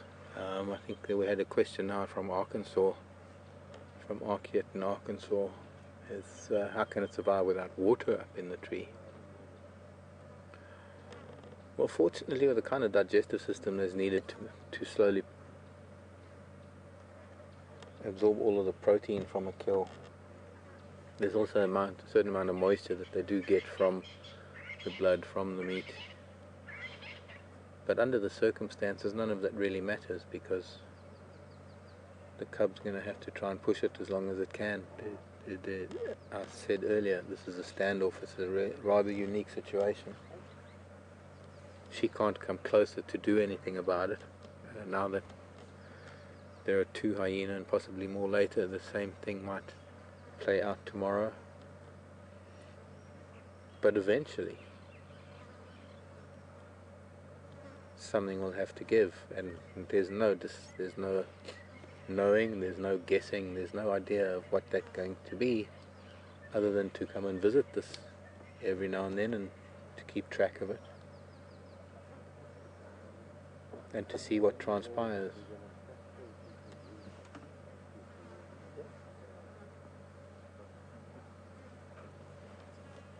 She knows that there's nothing really going to happen until something makes a move. One of the best things that could happen is some of that impala rots away and the pieces fall down, and the hyena are satisfied enough that they take it away. But without another leopard feeding on it, without anything actually physically moving the carcass, it's not likely going anywhere.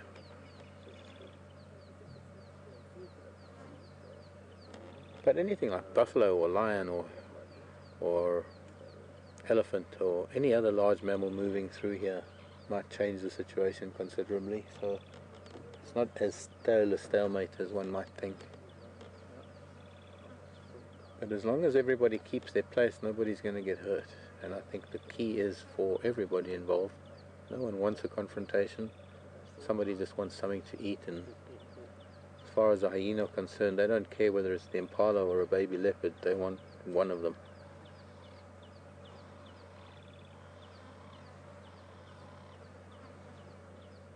Probably preferably the little leopard. I think we'll go back to shadow if we can. No, it's cool. I'll just go around the side of you. Thanks, Morno.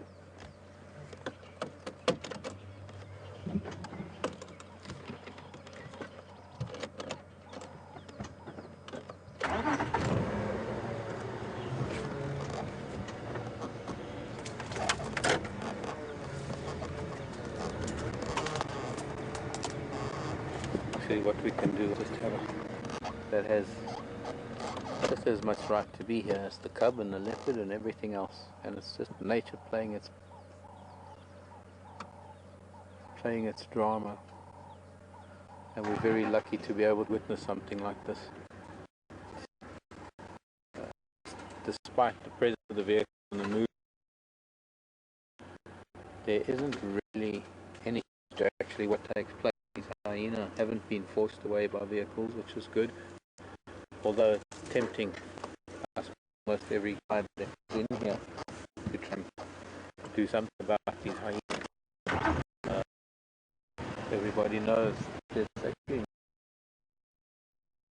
nothing. Keep our distance, and we've got to make sure that whatever happens is the way nature plans it all. Can't get a glimpse of that other one. Also, really beautiful light on this hyena's face. Yeah. She's not too happy with us being so close. Maybe. Well, they're probably hoping to get some of the scraps that fall. So that's how it is. It's all about waiting for something to happen, because the hyena can't do anything. I mean, let's face it, this is the standoff. The hyena can't do anything. What they can do is they can try and chase Shadow away. They can sort of try and rush her, and then she'll run away a little bit or climb a tree, and then they'll retreat back here because they don't want to miss anything out over here. So they're reluctant to go anywhere but here. And she can't do anything, because as soon as she came near the tree, they'd chase her and they'd try and kill her. So as long as they keep their little distance like this, the only thing that can happen is for something to happen in the tree, unfortunately, and that's for that cub to get hungry sometime tonight, and hopefully it'll be long after the game drives have been here, and it'll be by the light of the stars and the moon. Well, it'll be a very late moon. And that some of the meat falls down and some of the situation is resolved, but at the moment, kind of a really difficult situation. So I know there are going to be other vehicles wanting to come and have a look, so we need to try and remove ourselves from this equation. It's not going to be easy. I'd like to get a little glimpse of Shadow before we go.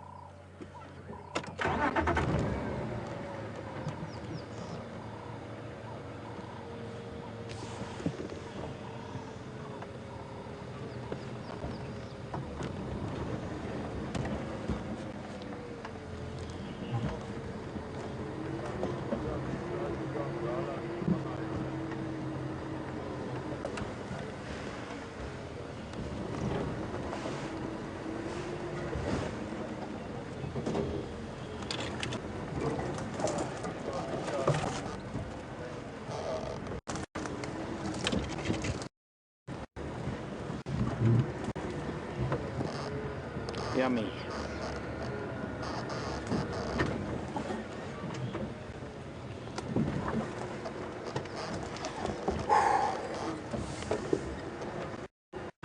From this angle, actually, we can get a good glimpse of both leopard, and you can see the kill from this angle too.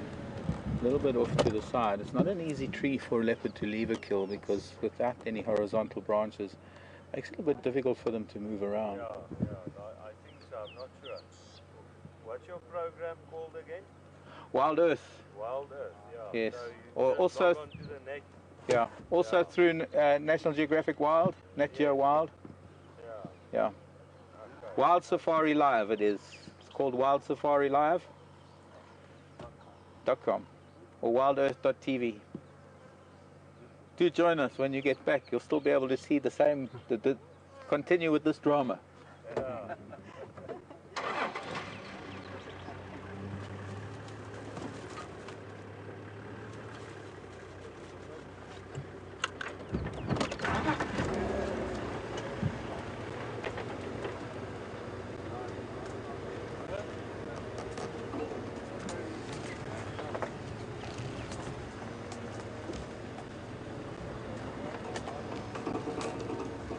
Bush clearing.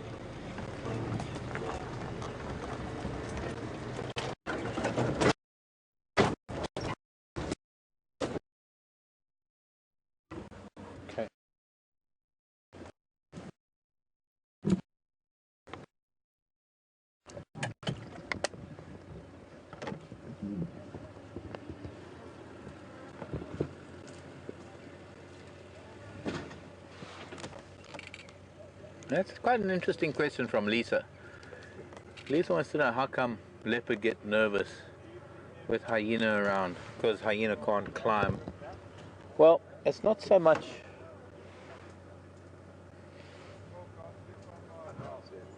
Huh? I can't see anything. What about her? Okay.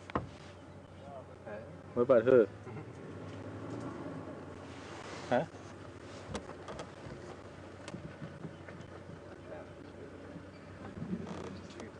Yeah, so I was in a way.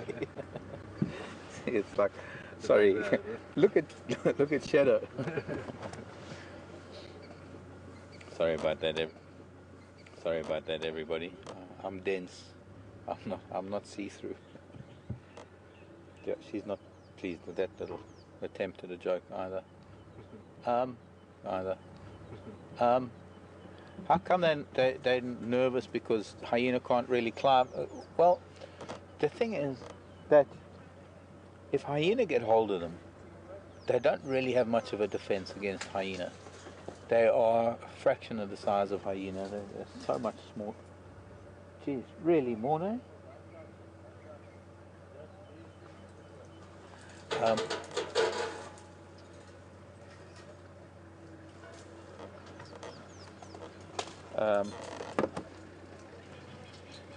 But you can see she's not really that nervous. She's actually she's quite comfortable being this close to them, because she knows that she can outpace them up to a tree to get away from them, but she is not going to go anywhere without her cub. She's only here to be able to be with her cub and to give reassurance, and hopefully to warn the cub not to try and move around and not try to climb down the tree. The hyena are not really bothered with her, because they know that they'll run circles around her before they'll get her, and it's a waste of energy. There are, as I've said before, there are two things that they're interested in. They're either interested in that carcass, or they're interested in the cub, whichever comes out of that tree first. And at the moment, since the carcass isn't moving but the cub is, it doesn't take a genius to work out which is the most likely to be first out of the tree. We can only hope that it isn't, and that something happens, that cub tries to feed and dislodges the carcass, or something happens. What would be great would be to see her getting to that tree, but with the hyenas so close, they are preventing her from approaching the tree, because they're almost at the base of the tree.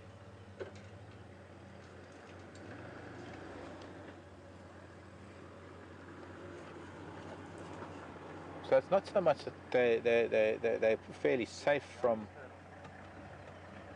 hyena because hyena can't climb. It's more a case of there's a certain amount of time they can spend in a tree, and they've got to be on the ground at certain for a large portion of their time, and consequently that's when they're the most vulnerable, when they're on the ground and hyena are able to get them. The hyena will ignore her and go for the cub because it's smaller, it's slower, it's far more vulnerable. And I would say that even somewhat vindictive, they would actually rather eliminate the cub than settle for the carcass. There's such strong competition amongst the predators.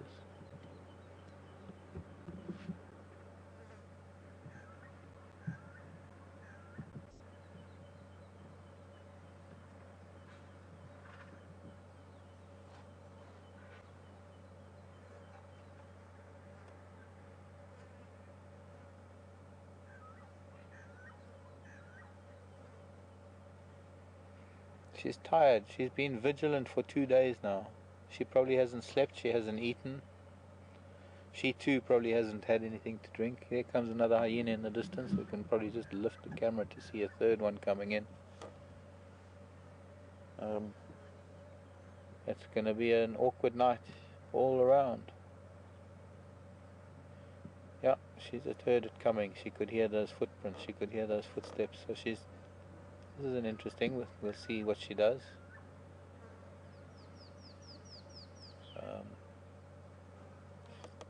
Just gonna slink away.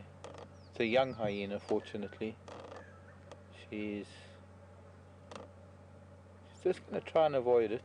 I don't think, well, who knows? Let's see what happens. There is a dead tree here. She can jump onto that fallen knobthorn if she needed. She's welcome to jump on the Land Rover, although the engine's probably a bit hot. But I think the hyena, being a youngster, will probably avoid her. She's hissing at it.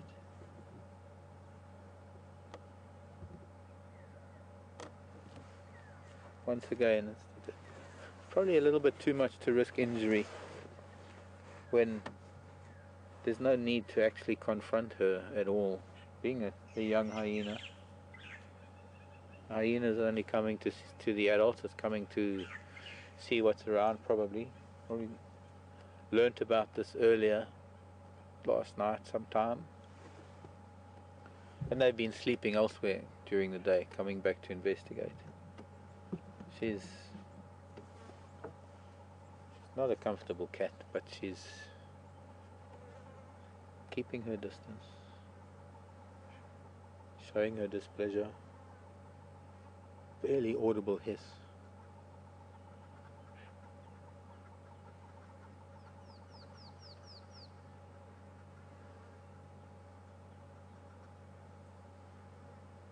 Now relaxing.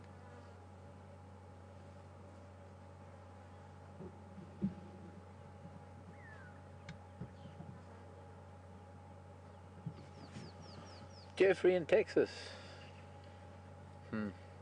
One of those questions, Jeffrey. So I'm going to try and move, and it might be okay because we're not going too far. I just want to go back a little bit. How long will the hyena hang around? Jeffrey, there's no way to know. Absolutely no way whatsoever. Unique circumstance.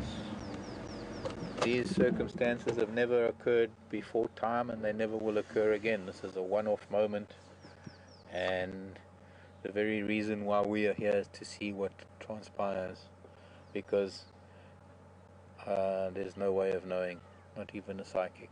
Nobody can know how long they will stay around, whether they stick around and wait. There could very well be something that attracts their attention nearby, that they hear something being killed, or some other hyena kill something and they rush off to another kill, and it's far more efficient to go to a sure thing to wait around here for something that might have happened. So there is an untold number of possibilities of what can happen.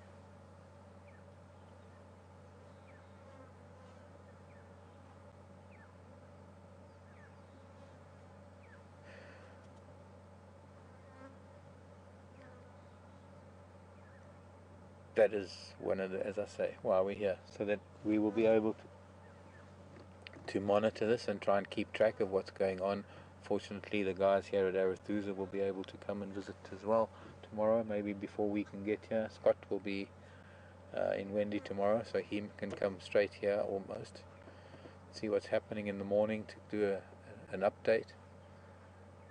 But a very, very interesting confrontation, and something that we speak about a lot. We often talk about the kind of interspecific interactions that take place, and I can't remember, well, apart from the Karula incident last month when she lost her cub, and there that young hyena is actually walking around the base of the tree now. She's watching it. But other than that, it's been a long time since we've seen the kind of interaction between leopard and hyena like we had with Mishun in Duna and Karula, and those hyenas in the dip just off of Weaver's Nest and Treehouse.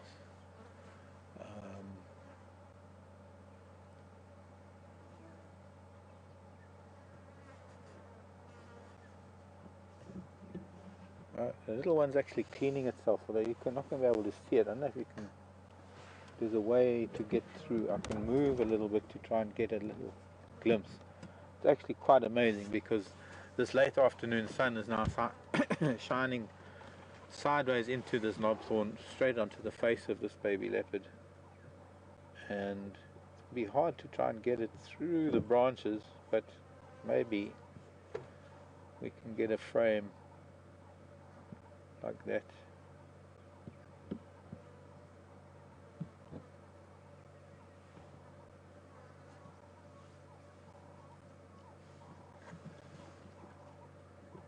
Not quite. Not bad, but No, it's not bad at all. Just that not moving. It was moving earlier. It was doing a bit of grooming. here we go. Something's tickling its tail. Or oh, it's watching the young hyena below it. That's what it's doing. The young hyena is walking right below the tree, and the little leopard's watching it. And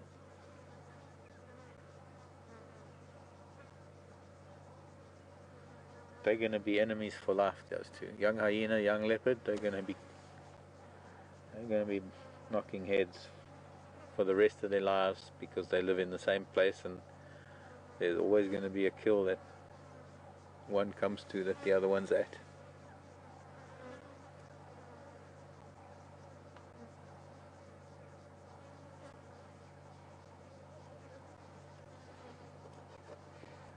Birmingham boys and see what they might do when they start waking up.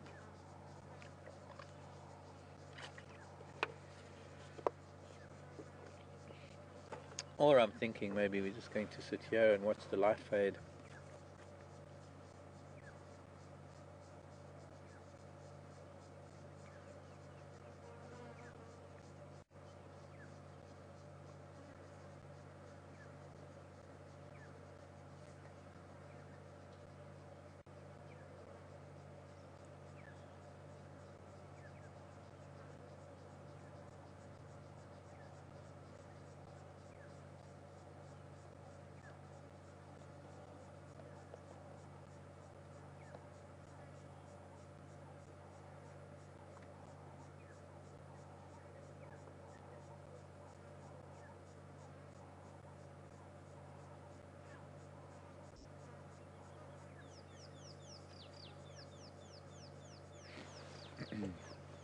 Let's see if we can move a little bit and get some of those expressions on this little one's face.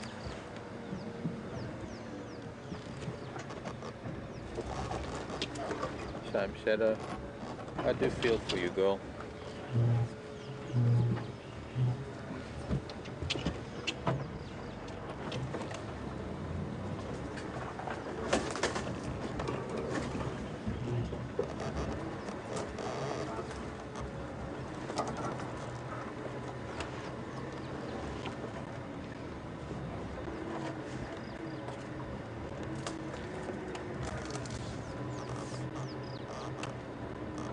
From this angle it's also nice because there's almost nothing obscuring it at all. Even if it is a little far away, it's still really beautiful.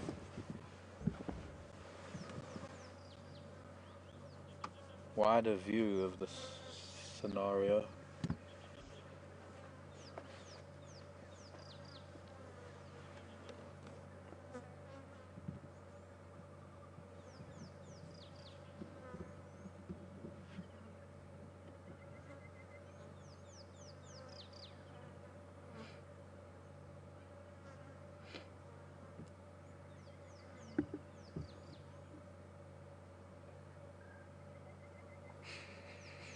And now we're downwind.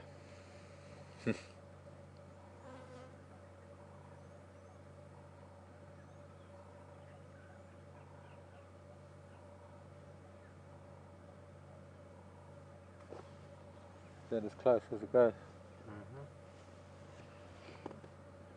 You don't have an extended zoom on this thing.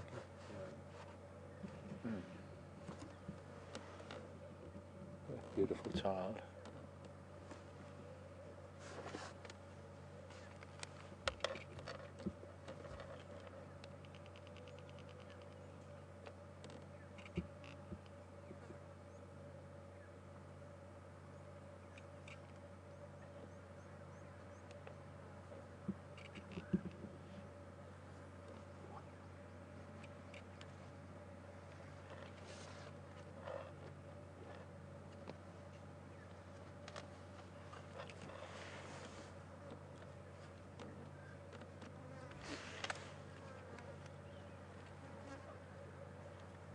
The hyena's walking underneath again.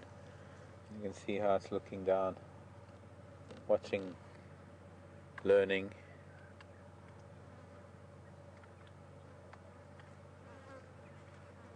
Young hyena though.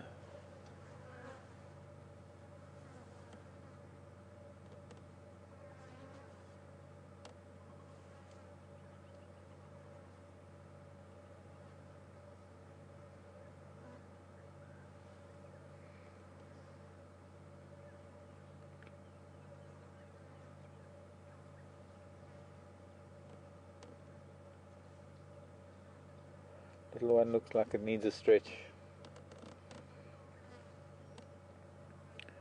Watching the hyena.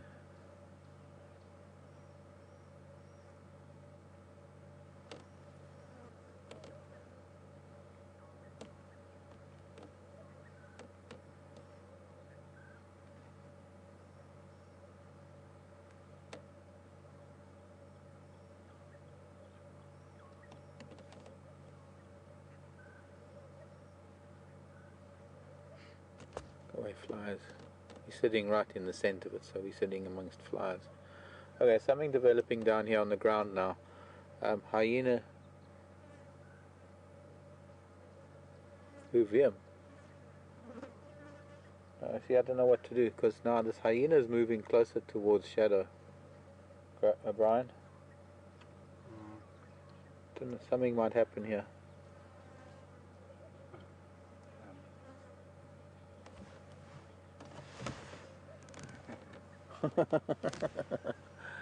That's interesting. Quickly.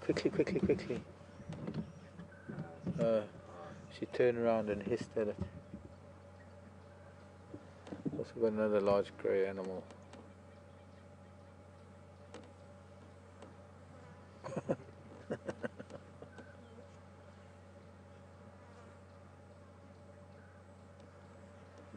So she whirled around and I thought she was about to actually attack this young hyena. I think a young hyena is actually taking a chance, trying to get close to her.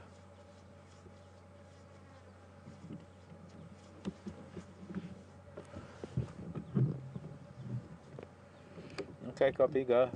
We're just going to Scott. Scott's got a nice sunset since we can't really see it from here. And go and just see a little bit of a sunset with Scott, and we'll be back with us hopefully shortly.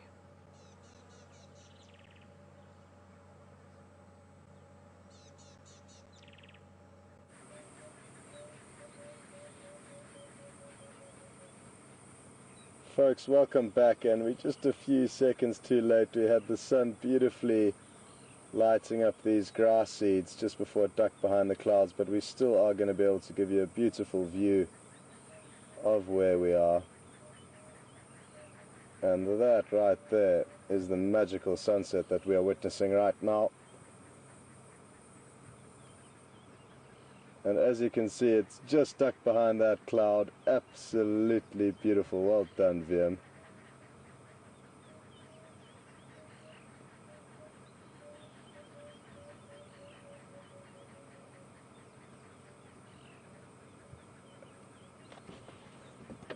Copy that, Mark.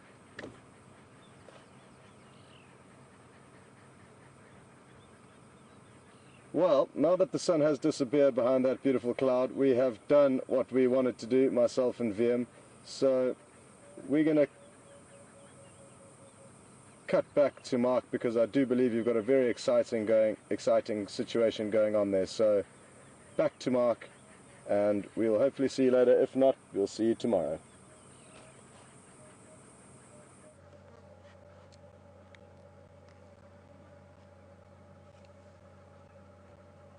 Okay, well, you're back with us. We've got some interesting developments here.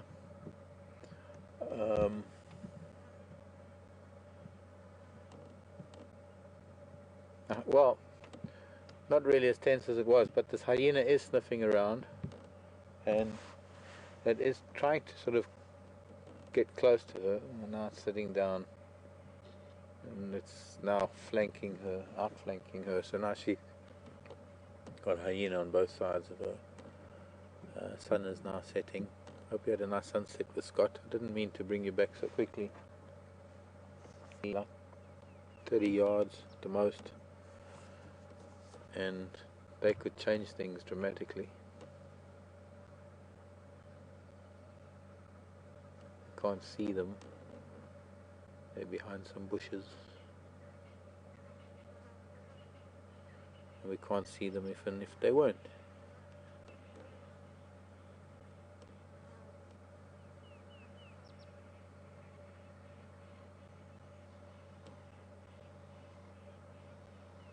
Ideally it would be nice to stay here right throughout the night with infrared cameras and watch and wait and see what happens, because I think nighttime will change a lot of things. A lot of the noise that we're hearing now, a lot of bird call and a lot of things there, it's all going to quieten down. The night sounds will come alive, and then hearing will be a much more important asset than sight. And well, it'll be cooler, things will be happening. Fortunately, hyena don't climb trees, so at this stage of the game, cub is quite safe. And if it can manipulate, or if it can find its way to the kill, it's actually got something to eat, and it's got some moisture in the meat that it'll eat.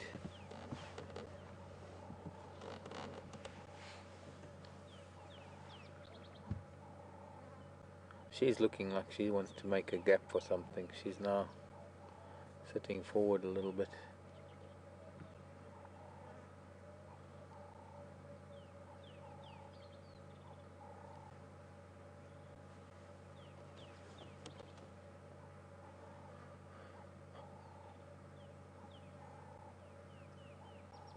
Make a run for the tree, Shadow, and comfort your baby and eat some meat.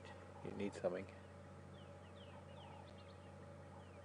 Drop part of the carcass, let them run away with it, and it'll give you time to get out of there with your baby. That's the plan.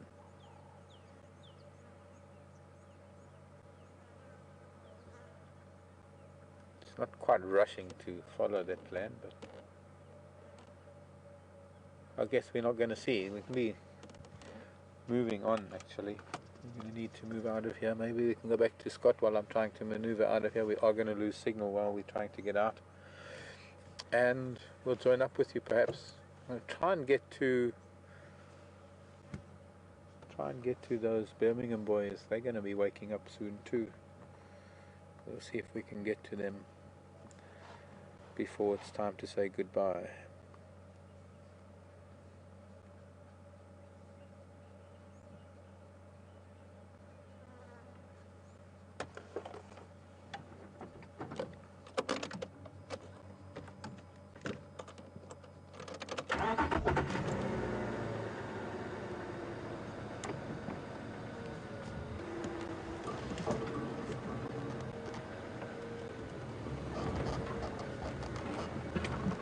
Sorry, go over here and we just say, sorry, just stop a little bit. A little bit. Part bed. She's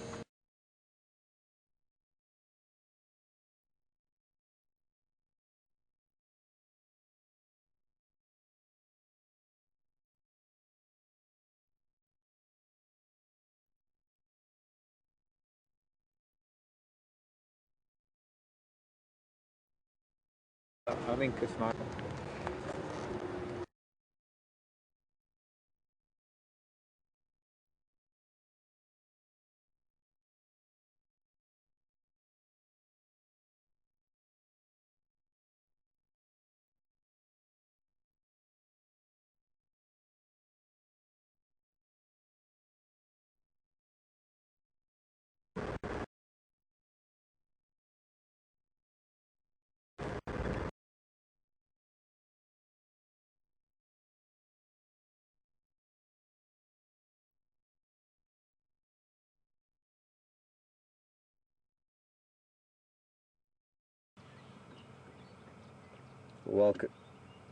Welcome back, folks, and apologies for the break in signal from Mark, but he's just getting into a slightly different position, and as soon as he's regained signal we'll cut back to him. But This really is beautiful what we're witnessing here, so we are just going to keep showing you the beautiful clouds to the western horizon so that we could both come and take some photographs.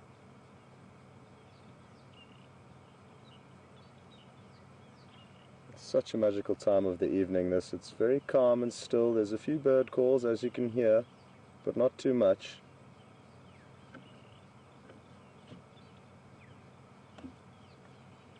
Very peaceful and tranquil moments.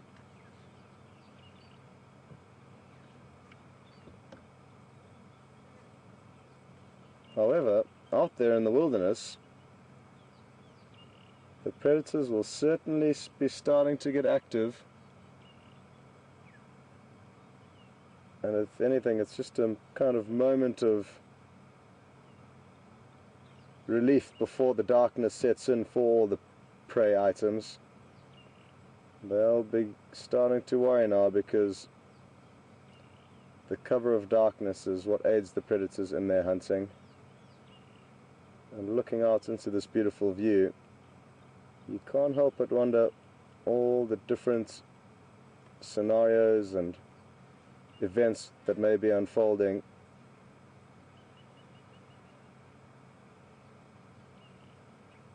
Absolutely beautiful. It can be fairly hazy at this time of the year, and there is actually a town nearby to us called Hazy View.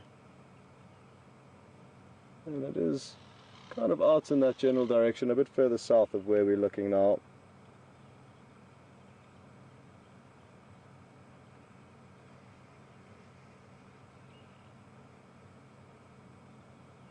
But great to be able to take some time to be able to show you the beautiful setting that we're in. Not just the animals, the stars of the show, but the greater surroundings that they live in.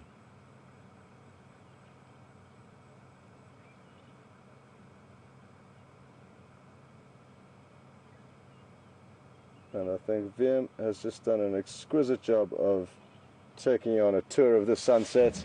So now it is back to me, and I think I am going to continue with a little bit of movements. I haven't heard anything else from Mark or Alex in the controls, so not sure how they're doing with the signal, but I'm sure they will give us an update as soon as they can broadcast again.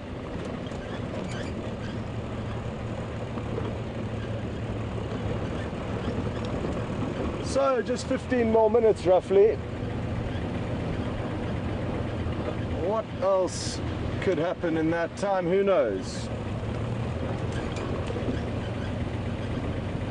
Myself and Wiem spent a lot of time working the area where quarantine was last seen in the hope that we may find him, but didn't have any luck.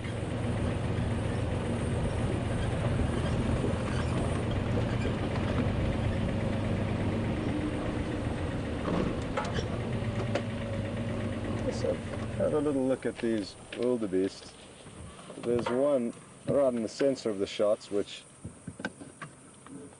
has started to go a much darker color, very similar to that of an adult wildebeest. And there we go, you can see the darker coloration and the brindles starting to form on the neck. And this one has matured faster than any of the others, so possibly the firstborn of this herd from this season. And there's some more walking into screen now, and Wiem will show you the youngest one in this herd, which is that one there probably. And look at the difference in the coating between the two right there next to one another. Perfect opportunity to compare. So very interesting to note that very notable change coming just within a few months of them being born. It's barely even 2 months that some of these animals have been alive. Yet already, look at the one on the far left, that one's really dark. And yet they've already started to really develop. Oh, this one's getting a bit excited, but that's normal, I guess, with the youngsters. They are learning and experimenting. Oh, no. That is an impala alarm calling. It's looking straight at us. It's obviously Wiem that it's shouting at. or the other impala behind. What is it? Maybe the ones can see something on the right. Let's try and get onto them there, VM. These two here, but they're looking straight at us, so it must be VM's wearing a leopard print one piece this afternoon, and that's obviously what they're alarmed about. No, I'm only kidding, he's not wearing a leopard print one piece. But they are for some reason looking straight at us, and unless there's a leopard underneath our vehicle that we don't know about, it's possibly just a false alarm. That was exciting though, and you saw how quickly the wildebeest responded. As soon as that initial alarm call went off, every single one of those wildebeest were basically in the air, ready to move. But just like humans, animals make mistakes, so that was obviously a false alarm, and better to err on the side of caution out here than to take any chances. Go ahead, Alex.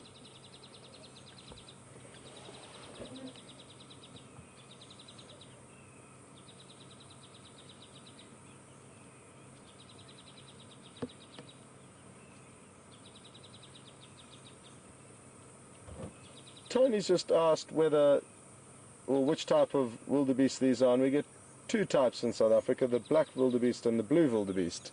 And these here are the blue wildebeest. And if VM just pans to the left a little bit, we can see Brian's mother. Brian's one of the young gnu's that we saw getting born a couple of weeks ago, or about a month and a half ago, and there she is. Oh, just to the right a bit, you can see the one with the deformed horn. And that could well be Brian, young Brian, right below her.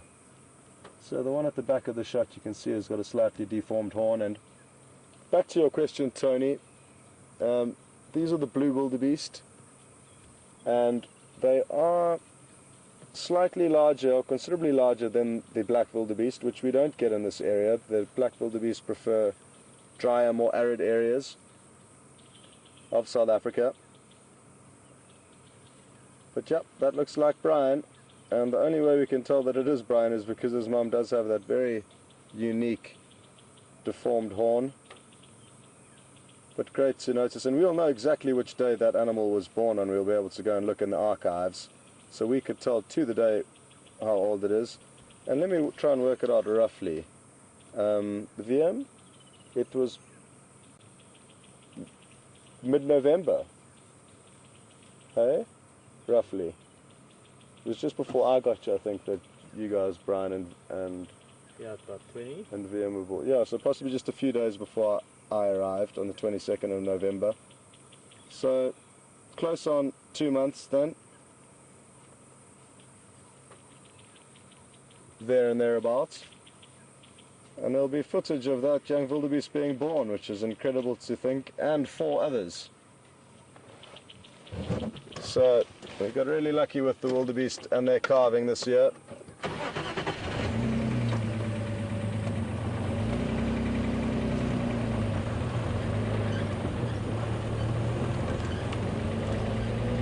Thank you, Alex. Okay, well, let's go for an evening jog with the wildebeest. Why not? Here we go. If any of you are feeling a bit restless, you could run on the spot and imagine that you are running with us on this miniature migration. Haha, this is awesome. Oh, shame, I don't want to chase them, and I just jammed on brakes, so it was a short jog. If any of you did jump out of your seats and started jogging on the spot, I'm sorry to get you all excited for nothing. But as much as they were enjoying themselves, running through vegetation, even though it's fairly open either side of this road, running quickly towards something may be getting yourself into trouble quite quickly. So they do have to be cautious just heading off like this. But for us it's wonderful. And I hope you're thoroughly enjoying being escorted by this herd of wildebeest. I think they're on their way to quarantine clearings. And what a great sight this has been. Let's see if we can get alongside them for a while. And there they go, off into the bushes. Beautiful. Well done, Liam. Liam's been having an incredible afternoon behind that camera. I think we're going to have to ask our chef Zanele to make him the same breakfast tomorrow morning, because he is firing. Alex, what's the situation with Mark? Are you planning on trying to get back there before we close?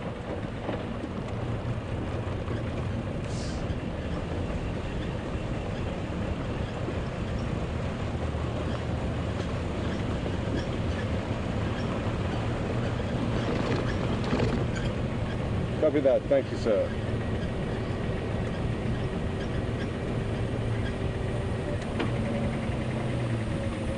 Thank you, sir. Okay.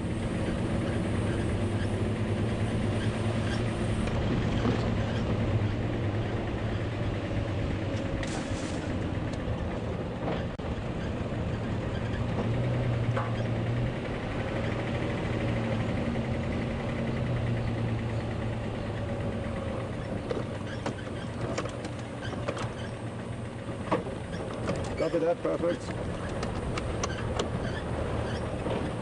Okay, well, Mark has left Shadow and her cub, and he's off to try and get to... Oh, beautiful. Sorry, I didn't even notice what BM was showing here, and it's the beautiful crepuscular rays that are bouncing off the clouds above us and down onto the eastern horizon. A spectacular phenomenon, that, those crepuscular rays. Anyway, as I was saying, Mark is on his way to try and find some other animals for you, and in the next few minutes, hopefully you will be linking back to him, and he'll be saying goodbye, and potentially you'll be saying hello to some different animals. But in the meantime, we will continue and see what we can find. Oh, it's a magical evening. It really is. It's a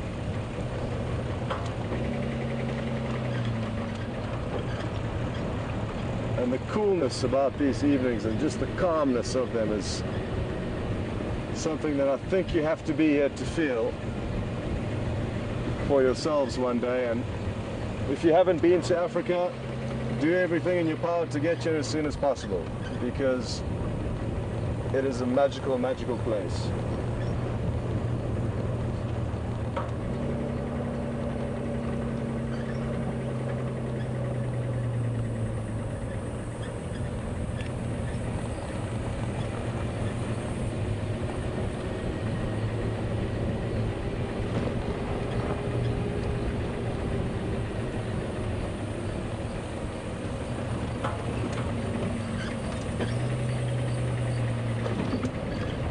Ooh, a feather. Well, I've been looking for feathers for the last few days, and you don't come across them very often, so I'm going to get out and get this one. It looks like a beautiful specimen, and I need a new one for my hat.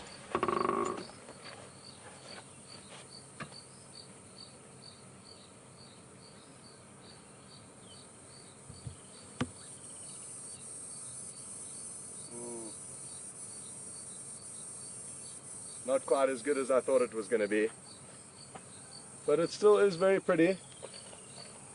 So I'm not sure what it's from, possibly an owl, but hard to tell, and sadly it's not in as good a condition as I was hoping it to be, but it's still pretty, and we will still keep it with us. We'll see if we can find a place in this little mic here for it. That kind of works.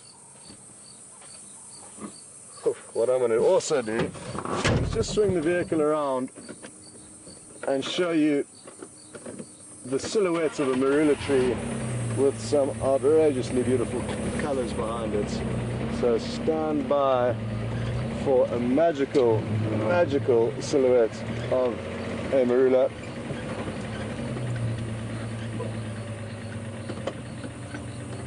Okay, so VM's just getting himself all levered out and ready.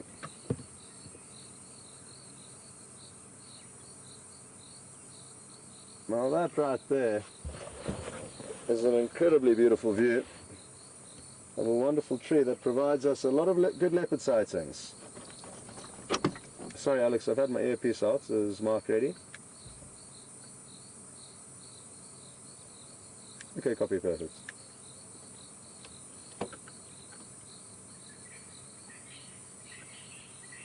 A few francolins letting off their last calls this evening, and a very typical chorus to hear at this stage of the evening.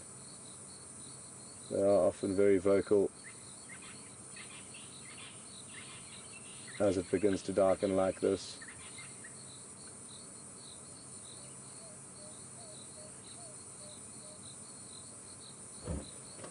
Okay, well, I hope you enjoyed that.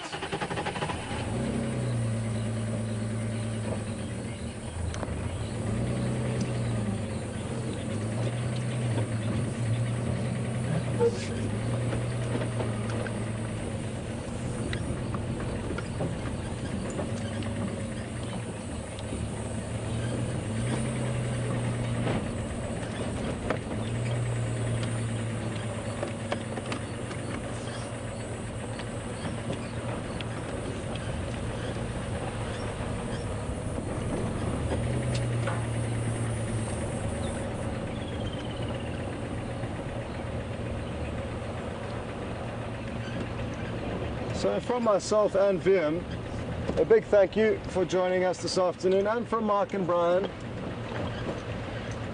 So I hope you enjoyed your afternoon with us. I certainly did, and VM certainly did. So we hope you did as well.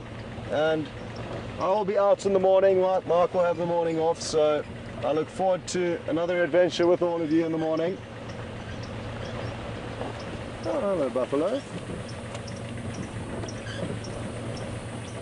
Got one lone buffalo. Oh, not one lone buffalo bull. We've got a few on the right-hand side here.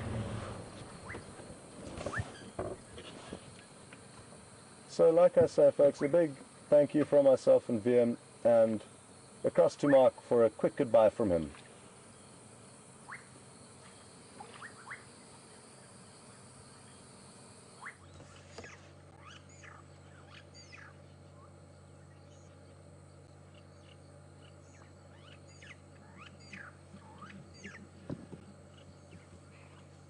I was going to say goodbye to you on our way home, but then I had a roadblock, and since I can't get home, might as well keep you here with me too, all our viewers. So if we just stick around for a minute or two. We're on our way home from Arathusa. We're on the access road to Arathusa, and the two Birmingham boys have awoken, and one of them has decided it's a lot cooler now out on the road, and I don't want to disturb him, so we might be here a little while. Maybe we'll just have to end up sleeping here and then just start here in the morning at 6 o'clock. Might be a long night.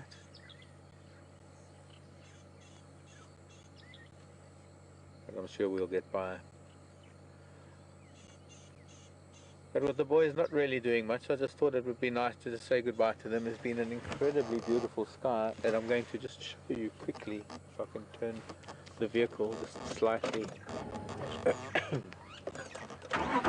Scott has shown it to you from his angle. This is from over here on Arathusa. The purple mountains of the escarpment.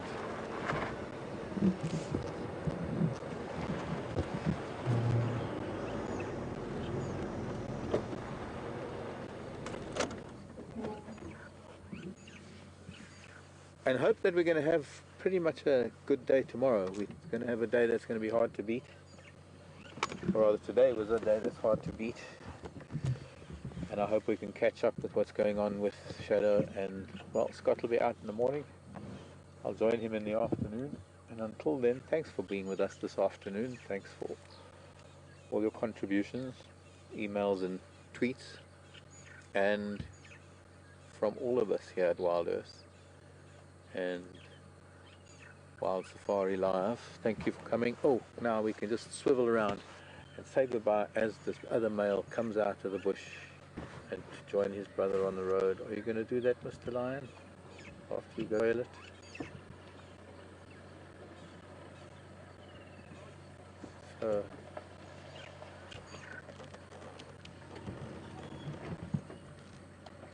Just to say goodbye.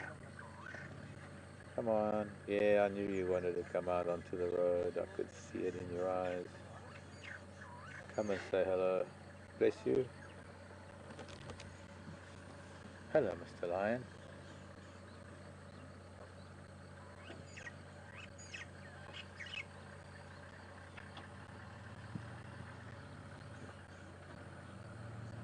I know what we've been waiting for with these boys all day. I need to actually move forward as much as I don't want to. But it looks like they want to go up to the airstrip. They're going to have to move around me.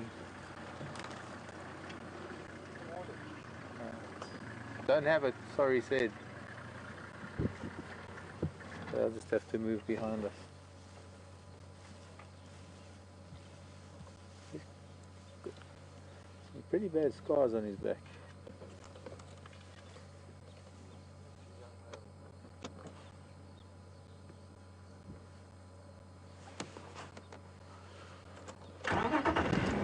I'm sorry I don't have.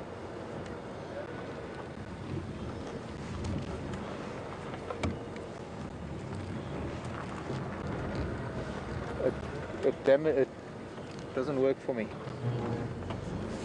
I have to have it looked at.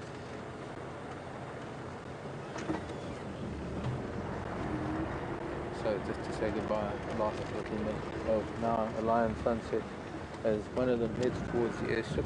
Pity we gotta go to bed because there's some pretty amazing things that are going to be happening when they go up towards the airstrip.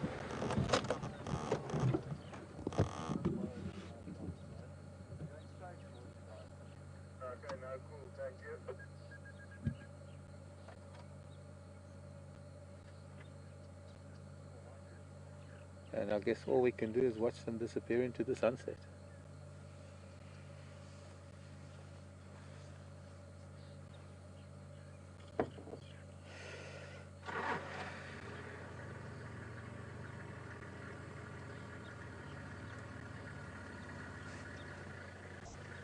Bye.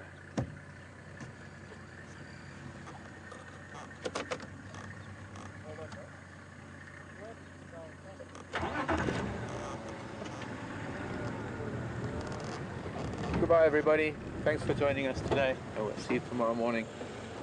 It is our cue, I guess. Arathusa vehicles can follow these two boys as they head towards the airstrip and to Arathusa camp. The people that are at Arathusa tonight get a treat, and it's the last thing they see for their evening drive, and they get to experience it on their own. I think that's vitally important as well. They're paying for an experience, and that's what they're getting with Cedric. Ced's an old friend from when he was up in Nkoro in the days when we were filming Djuma before. Great guide. I think he's cross with me because I couldn't get him. He couldn't get me on the radio. So anyways, goodbye. See you tomorrow. Love you lot. Take care. Are we out yet?